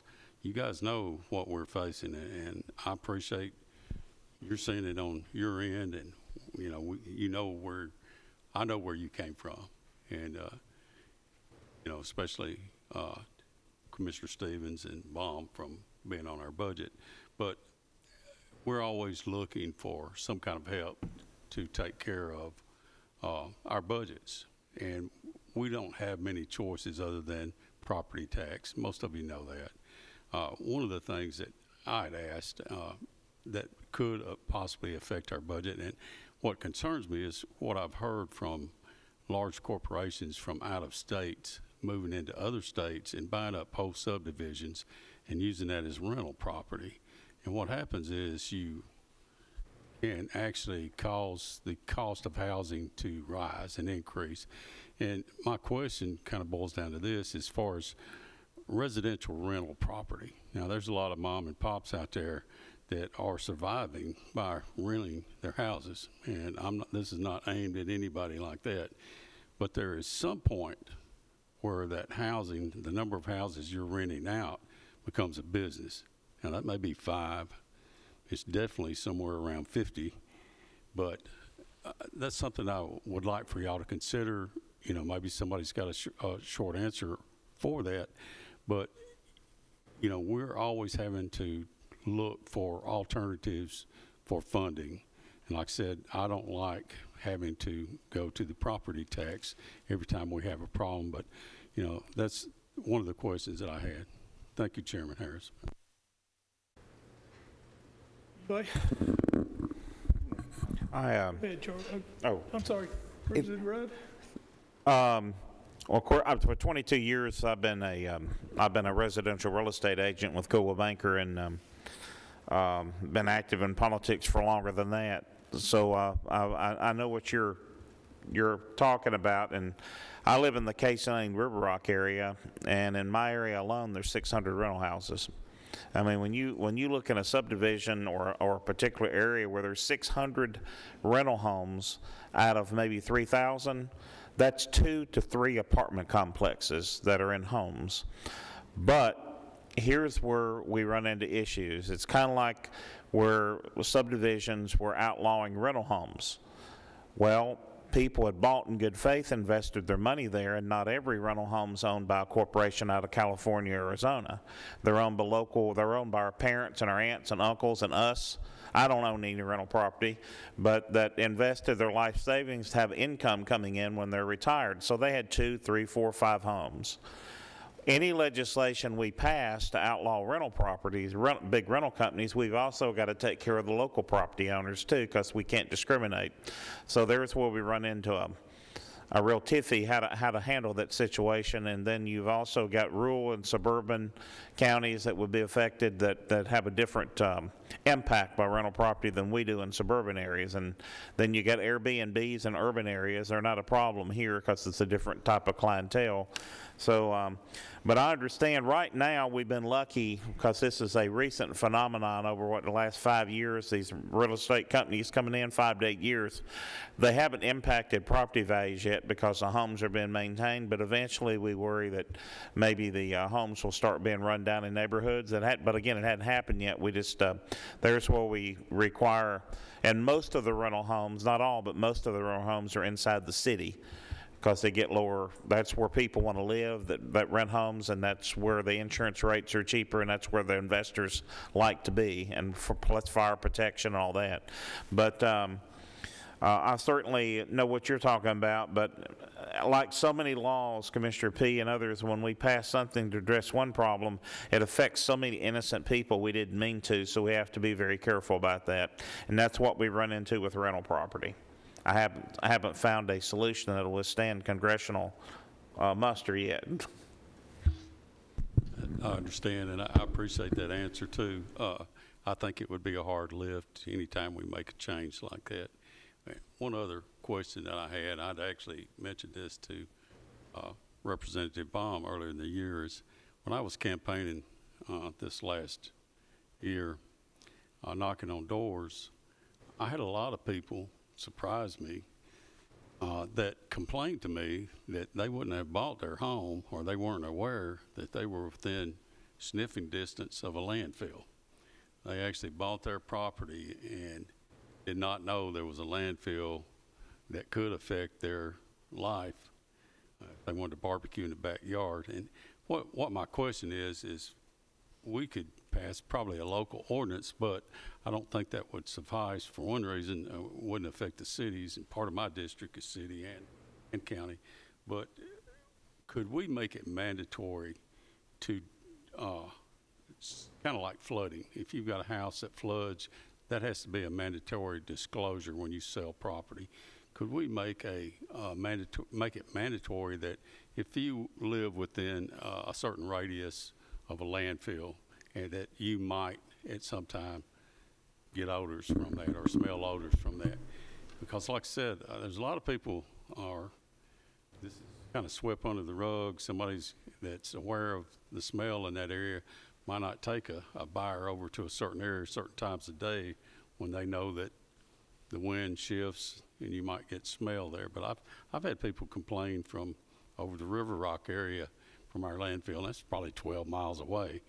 But I'm not saying it has to be that far, but I think it would be fair to our citizens to make something like that a mandatory disclosure. But thank you. Chairman? As a realtor, anytime I've shown property near the landfill on Jefferson Pike, I've let my people know and advise them not, when they've asked my advice, not to be there. That is not a mandated requirement. I would suggest the county commission, possibly a resolution or something, not to us, but to the Tennessee Real Estate Commission. There is a Tennessee Property Exemption and Condition Report, and it says on there what type of shingles you have. Are there any defects in the home? Are there any structural defects? Or does all your appliances work? Just everything. It's like 4 or 5 pages that the property owner has to fill out. I believe that's not on there. You might want to ask them to add that on to that questionnaire, and they rule over. That would take care of. Property owners would have to fill it out, and real estate agents would have to give it to their clients. That's the one document as a realtor I'm not allowed to even touch.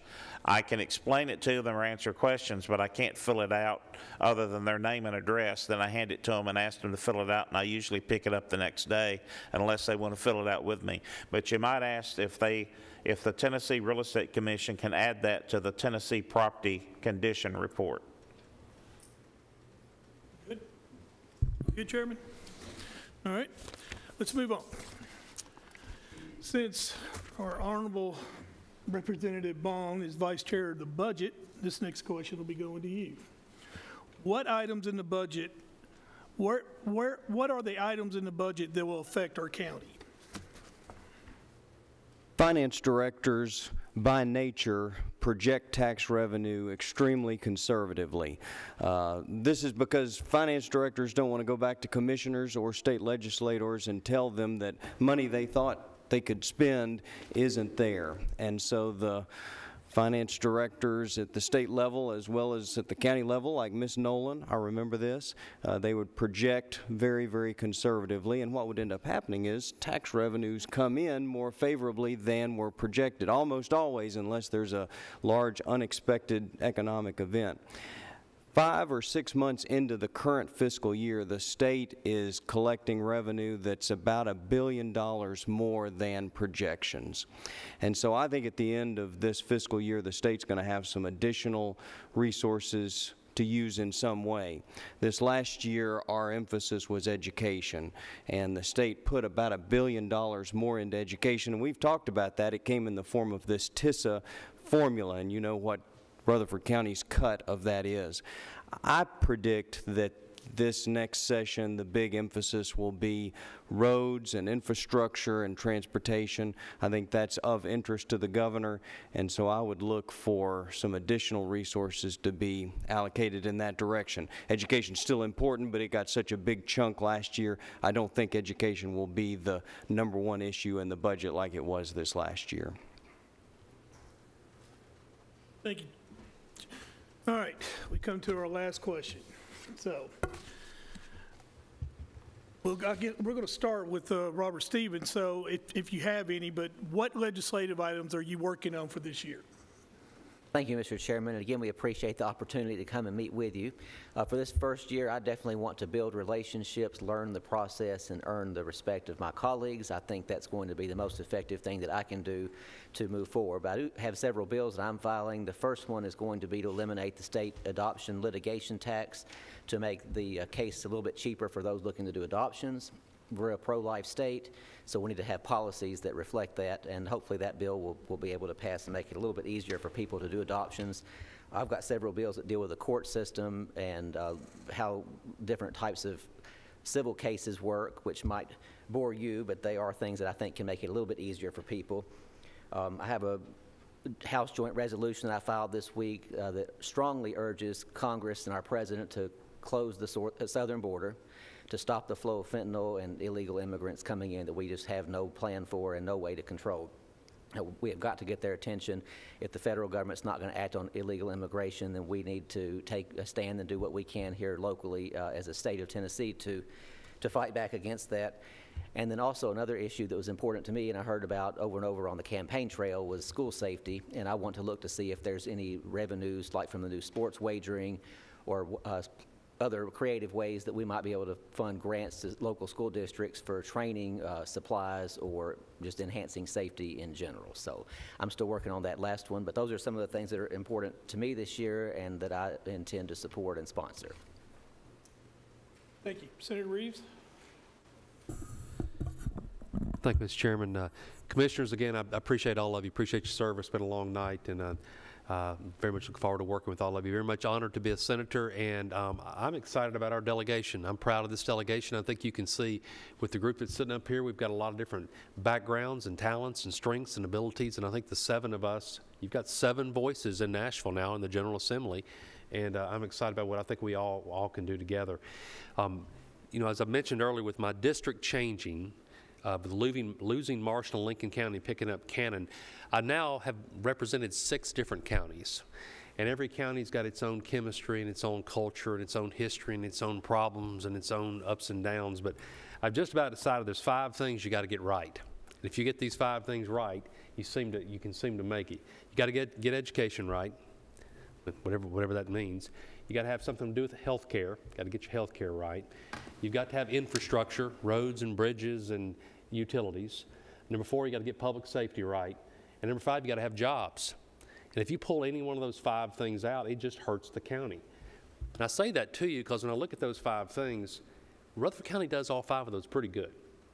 And we got growth problems and we've got challenges and things that we're dealing with, but we really, definitely compared to a Cannon County. Good people over there, love them, getting to know them over there, but compared to a Cannon County, we're doing those 5 things really good. So if you look in Nashville, and so many bills that we are passing really fall into one of those 5 different buckets in different areas. So as far as things I'm working on, we're clearly going to pass a budget. It's the only thing we're supposed to do. Matter of fact, we could go pass a budget and all come home. It might be a good thing. Second thing is I've got a couple of bills impacting the landfill this next time. Solid Waste Board has brought a bill. The city of Murfreesboro has bought a bill. Don't want to get into that right now. Hope to work with on obtaining some funding for this opiate abatement issues this time. Mayor Carr has reached out to me and some others about possibly looking for some funding to get a forensic science center built here in the county. So we're excited about that. We're going to go to work on it and have some meetings on it this next week. Don't know what the timing on all that is, but to be able to do that in our county is a big deal. So more to come on that. And I think that the remainder of it, as I mentioned earlier, I have a lot of time on commerce and health, so my other 30-something bills, they'll probably fall in those buckets. I'll be working with doctors and dentists and pharmacists and nurses and hospitals and banks and in a lot of those areas. The majority of my bills will fall in one of those different areas. But if you don't have my cell phone, ask me for it tonight and I'll give it to you. And by all means, if I can be of service, give me a call. Thanks. Terry? Thank you, and I appreciate you guys for having us. And it's really an honor to represent District 48 in the Rutherford County, the eastern half of Rutherford County, and Rutherford County in general. Appreciate all the work that you guys do, and appreciate the Commissioner for getting this together for us. As President Calvin Coolidge said, it is much more important to kill bad bills than to pass good ones. And as chairman of health, I probably get about 100, 120 bills per year that will come to my subcommittees. And so I will be spending a good chunk of my time trying to either improve or dispose of those bills. Additionally, you know, all the other committees that I'm on 7 committees this year, so there's going to be a lot coming to health, including I'm expecting some bills on abortion and transgender and vaccines and opioids, and so there's going to be a lot coming to that. As the Senator mentioned, there's the potential regional forensic center. That will be some legislation that we'll be looking at. I do want to mention that one of the concerns that people have is the third grade law as far as retention, and so I will be filing a bill on that. I believe the Senator has agreed to as well. I do think that the committee chairman and subcommittee chairman, they're going to be addressing that as well. So whether our bill goes anywhere or not, I do think that they are looking that seriously on how they could potentially improve that legislation. Also looking at a bill that could help our judges sleep at night as it deals with mental health and expungement of records. And then an issue that I've worked on for years, and they have made a change this past year at the federal level, small change called the Medical Marijuana and Cannabidiol Research Expansion Act, and that allows for expanded research at the state or nationwide, really. And that law has, obviously being federal law, will supersede our state law, so there's some conflict in our code that I'll look to clean up. And additionally, we do have a medical cannabis commission, and they have put forth their recommendations potentially of having what we'd consider a trigger mechanism. If they do ever make changes at the federal level, we need to have something in place at the state level that would regulate it more in a medical fashion. Right now, if something were to pass, marijuana is a Schedule 6. But if all of a sudden you're doing liquids or anything like that, you know, if right now prescription THC in a liquid form is a Schedule 2, whereas in a pill form it is a Schedule 3. So we need to look at things like that for our state, and that's some of the things I'll be looking at this session. Senator White? Thank you so much for having us. Thank you for all your comments and all your questions. Of course, as a former educator, education is where my heart and passion lies. And so, you know, after going out, talking to the superintendents, principals, administrators here in Rutherford County and Murfreesboro City, one of the things is the teacher shortage. We have a major problem with the teacher shortage. So I am carrying 2 bills already. Of course, our bill file deadline, I know in the House, it's, I think, January 31st. In the Senate, it's not till February the 3rd. And so there may be a couple more bills on education I'll be carrying as well. But we're looking at licensing of teachers, how to make the transition smoother, not to, you know, degrade their process of, you know, getting the time in the classroom before they get licensed and passing all the tests they need, but we're just looking at how to speed that process along and making a smoother transition for teachers. Also, a last dollar scholarship for teachers after, if they qualify for the Hope Scholarship or Tennessee Promise or federal after filling out their FAFSA, then we're looking at a last dollar scholarship to encourage more people to go into education with a teacher scholarship as well. And then last, 10 years ago when I got into politics, I never thought I would be as passionate as I am on human trafficking and sex trafficking. And every year I carry 2 to 3 bills to increase penalties for traffickers and try to help victims. Tennessee is leading the way across the nation because of these bills and because of a lot of the efforts. TBI brings us the bills, and there's task force and people that are working in these agencies to rehabilitate the trafficked victims. And so again, this year I'll be carrying numerous human trafficking bills as well. Thank you. Representative Baum. Thank you all for having us. It's great to be back in this building. As a fiscal conservative, one of the bills I have that I like is a bill to help Tennesseans save money. Currently, if you're a government employee in Tennessee, you have an option through the TCRS hybrid plan to contribute to a defined contribution retirement plan. The money is managed by the state, by the treasurer, and through the Department of Revenue. But if you're in the private sector, you may not have any way to save for retirement through these kinds of managed plans. In fact, 50% of all private sector employees are offered no kind of retirement savings by their employer. Maybe it's not a surprise that folks who are between the ages of 55 and 65 have saved an average of only $85,000 for retirement.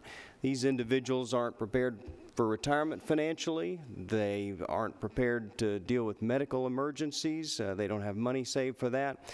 The bill that I'm going to be introducing would require the state, the treasurer, to offer retirement savings accounts for employees in the private sector that don't currently have them, and these defined contribution type accounts would be managed right alongside with those same accounts in TCRS for public sector employees.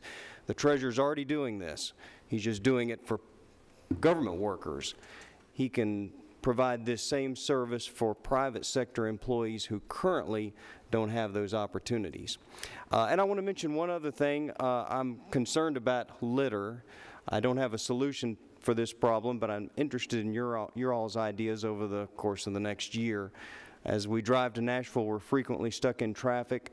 There are enough car parts laying along I-24 to put together a full car. I'd like to find a way to reduce litter. Raising penalties is one option.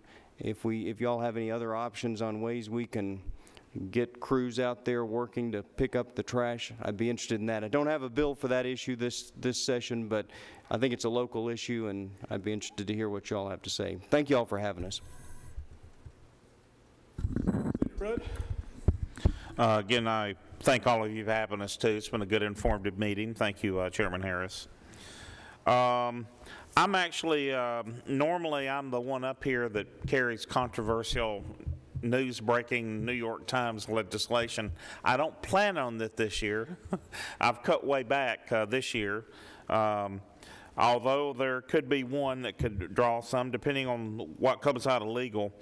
I have become increasingly alarmed, and I'm hoping to carry legislation that should come out of legal later this week that would restore the gun rights and some voting rights to white-collar, nonviolent criminals who have been clean for 5 years after their sentence, and it also had no monetary value in whatever they did, like forged a document or something, so they get their gun rights back. We got people both here and around the state that committed a relatively minor offense, but it was a felony, and they can't get their gun rights back because that's on their federal background check. And they can't protect themselves with their business. They have to keep spray bottles of like Raid and pepper spray and stuff like that. Can't even have pepper spray, that's a weapon. And they have to keep that at their counter to protect themselves from being robbed. or killed. And if it's a non-violent, white-collar crime of no monetary value and no violence, I think after a certain period of time they should get their rights back. So I'm looking into that, how many people would be affected, if there'd be any cost. So I'm looking at that right now. I'm also carrying, as chairman of elections, I'm carrying some election finance and some ethics legislation and looking into some others. I have several legislators on this on a variety of different subjects that are carrying very similar legislation, and I've met with them to ask them if they would modify theirs to encompass what specifically I was wanting to do, and so far 2 or 3 have, and I've got a meeting this coming week with 2 others, and if they all agreed to carry that legislation, include it in theirs, I'll drop mine or keep it as a backup and not run mine, so we'll see. I'm looking right now, and I've got a meeting with TennCare Friday in my office. I'm looking at, you know, we worked very hard to get the Katie Beckett waiver for handicapped children that'll never recover. So they can have, TennCare can have health care, but every couple of years their parents has to go through a very rigorous re-app to show their income, to show what they've done. They shouldn't have to do this because these kids usually don't live past 25, and they shouldn't have to reapply. They're never going to walk or function. They're really in bad ways. They're in a wheelchair. They usually can't function at all. They can't walk in many cases. So I'm looking at having that grandfathered in so they wouldn't have to reapply, or at least just go to a doctor for a checkup and the doctor can sign off on it. So I'm meeting with TennCare to see what that would cost or any reason why that shouldn't come into being. Lastly, as I mentioned earlier, I'm sponsoring legislation that I mentioned earlier a couple of years ago. I've been working on this to the governor, and I'm going to meet again. My infrastructure solution, his infrastructure's got some good points. A couple of years ago, Senator White came up with a wonderful idea that they use in other major cities of smart lanes on the interstate so that they can be switched or open up like the SOV lanes. You can open up both of them going into town, then both of them coming out, so it open up an additional really 2 lanes or a lane of traffic. And for like they do in major cities like Dallas, you can have a sticker and pay so much a month in your bank account, and the scanners will scan that and you can stay in that lane. If you are driving in that lane, then you don't have the sticker, the permit, then you're going to be fined to get a ticket in the mail. So that's a way not only to ease traffic congestion, but also to raise revenue. So that part of his plan I like. Part of his plan is to go into a private government partnership to create new toll roads. We looked at that during the Haslam administration. That's not practical. We don't have a large enough population in the Metro Nashville area to justify private investment for the return on their money, and there's no way the legislature would ever agree to convert existing roads to toll roads. But my solution would be simply to take 10% of the surplus, any surplus fund, and set that aside in a separate infrastructure fund that couldn't be spent on anything but roads and major building projects over $5 million. And that way it's set aside, we won't spend it on other items. Because if the money's there on the table, you're going to spend it on whether it's TennCare, education, law enforcement, you're going to spend it on something other than roads. And this is a major problem that we're running into. We're already $300 million short over the next 10 years to fund road construction. So the gas tax money is rapidly running out, and we're going to have to do something. But that's what I'm carrying this year, and again, thank you for having us, and look forward to working with you. Sparks? Yeah, thank you, Chairman. Thank you, Commissioners. As Commissioner P was talking about housing in so many areas, I was reminded about an old song by Kenny Chesney, and it's called I'll Go Back. And I think about the times that I grew up. I bought my first house at 22, started my first business at 21.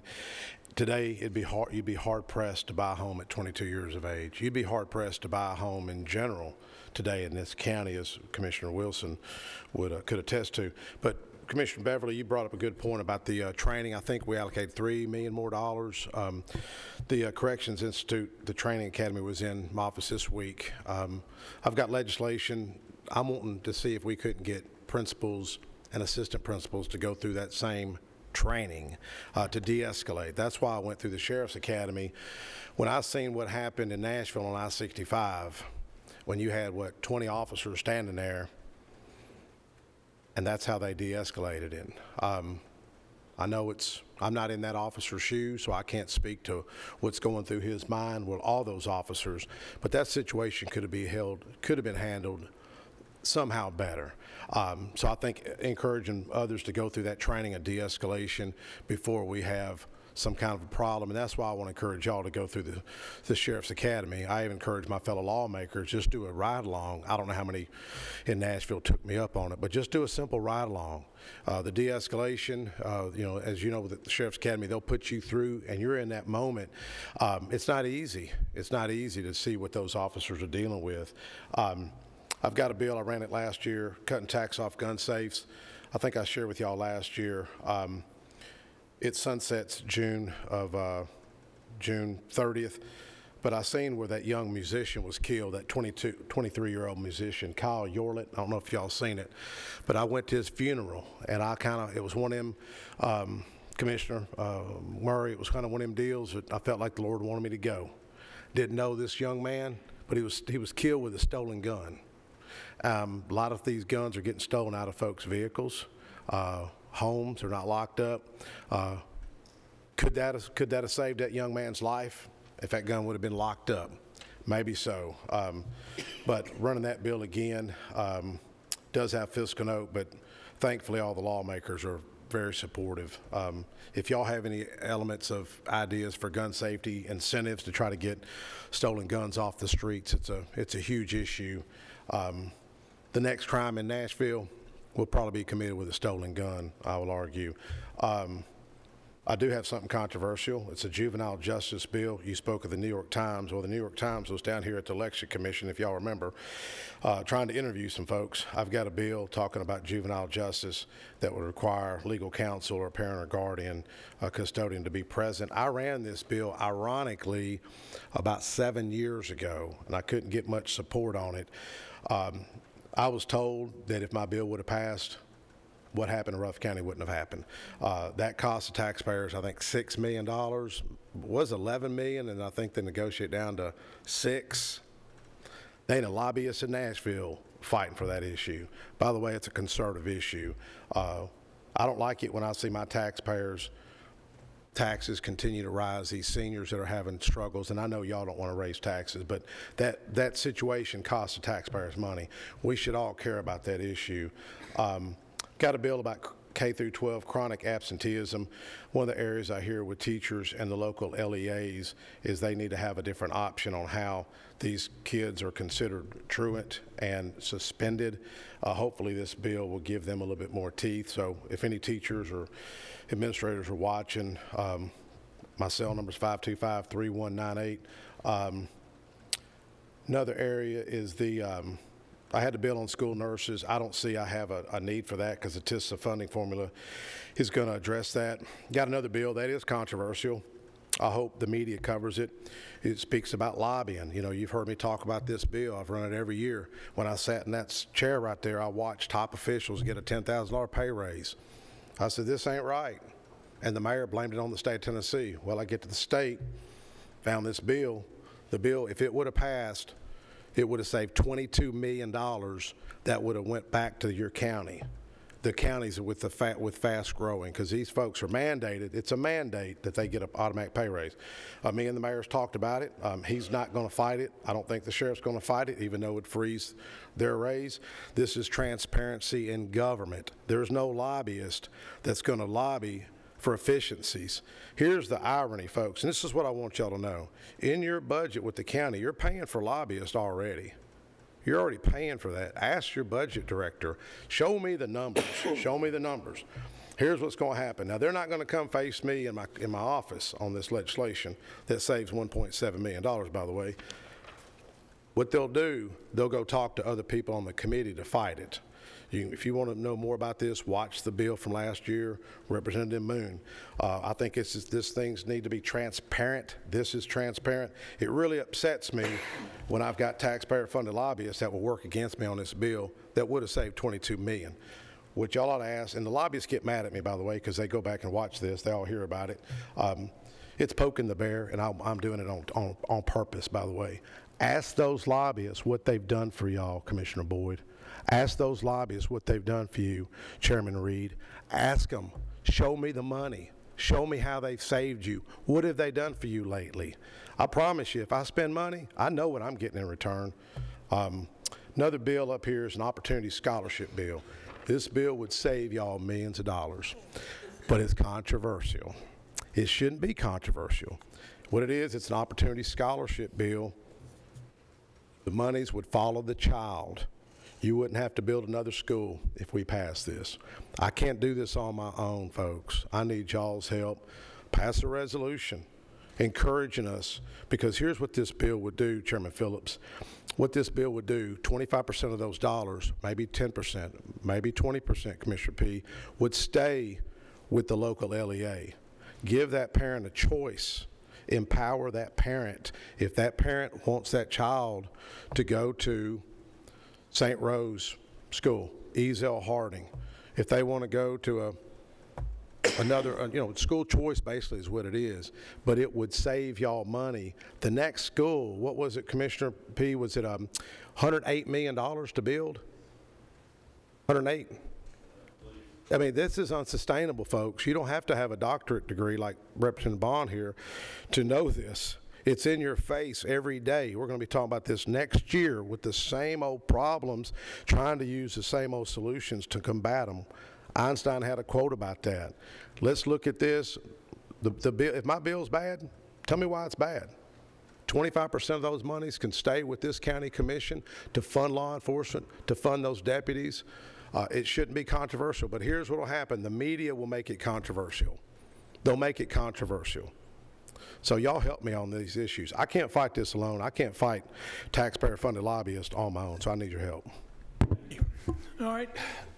I want to tell you, each one of you, how thankful I am. I plan on working with y'all this year. As steering chairman, I also want to make sure that we stay in touch. Dawn, I want to help you with human trafficking. And Senator Reeves, I know you're going to do a lot of good things for us. And I appreciate every one of y'all. Thank y'all for coming. And I will do everything in my power to have this in October or November of next year. So thank you. We're going to be adjourned for 10 minutes. And then we're going to get back to steering. So 10 minutes. Gentlemen, since this is a special meeting for delegates, we do not have to do approve the minutes or roll call. I have felt that it's best for me to get more information on the two items that we're talking about, which is the RP process. I would like y'all to look and think about this for our next meeting. And the biggest thing I'm going to try to explain is on the RP process, if a committee gives the okay to do an RFP, that committee needs to approve that RFP once it is done. So that's one of the things that I want you to look at. The second thing that I want you to look at is on resolutions, is that, and please do what you got to do to come back here for a good discussion on this, but if we have a resolution that pertains to any legislation or government affairs, it goes through steering. So before it comes out to the floor and we have not even looked at it, that's one of the things that I want to discuss, is to change the way we do that. Now, there's some things that I need to update myself on as far as laws and procedures. I will have that for you on the next steering meeting. And other than that, I don't have anything. So is there anybody that has anything to say? Since there's none, we're adjourned. Good job tonight, gentlemen. That was a long meeting.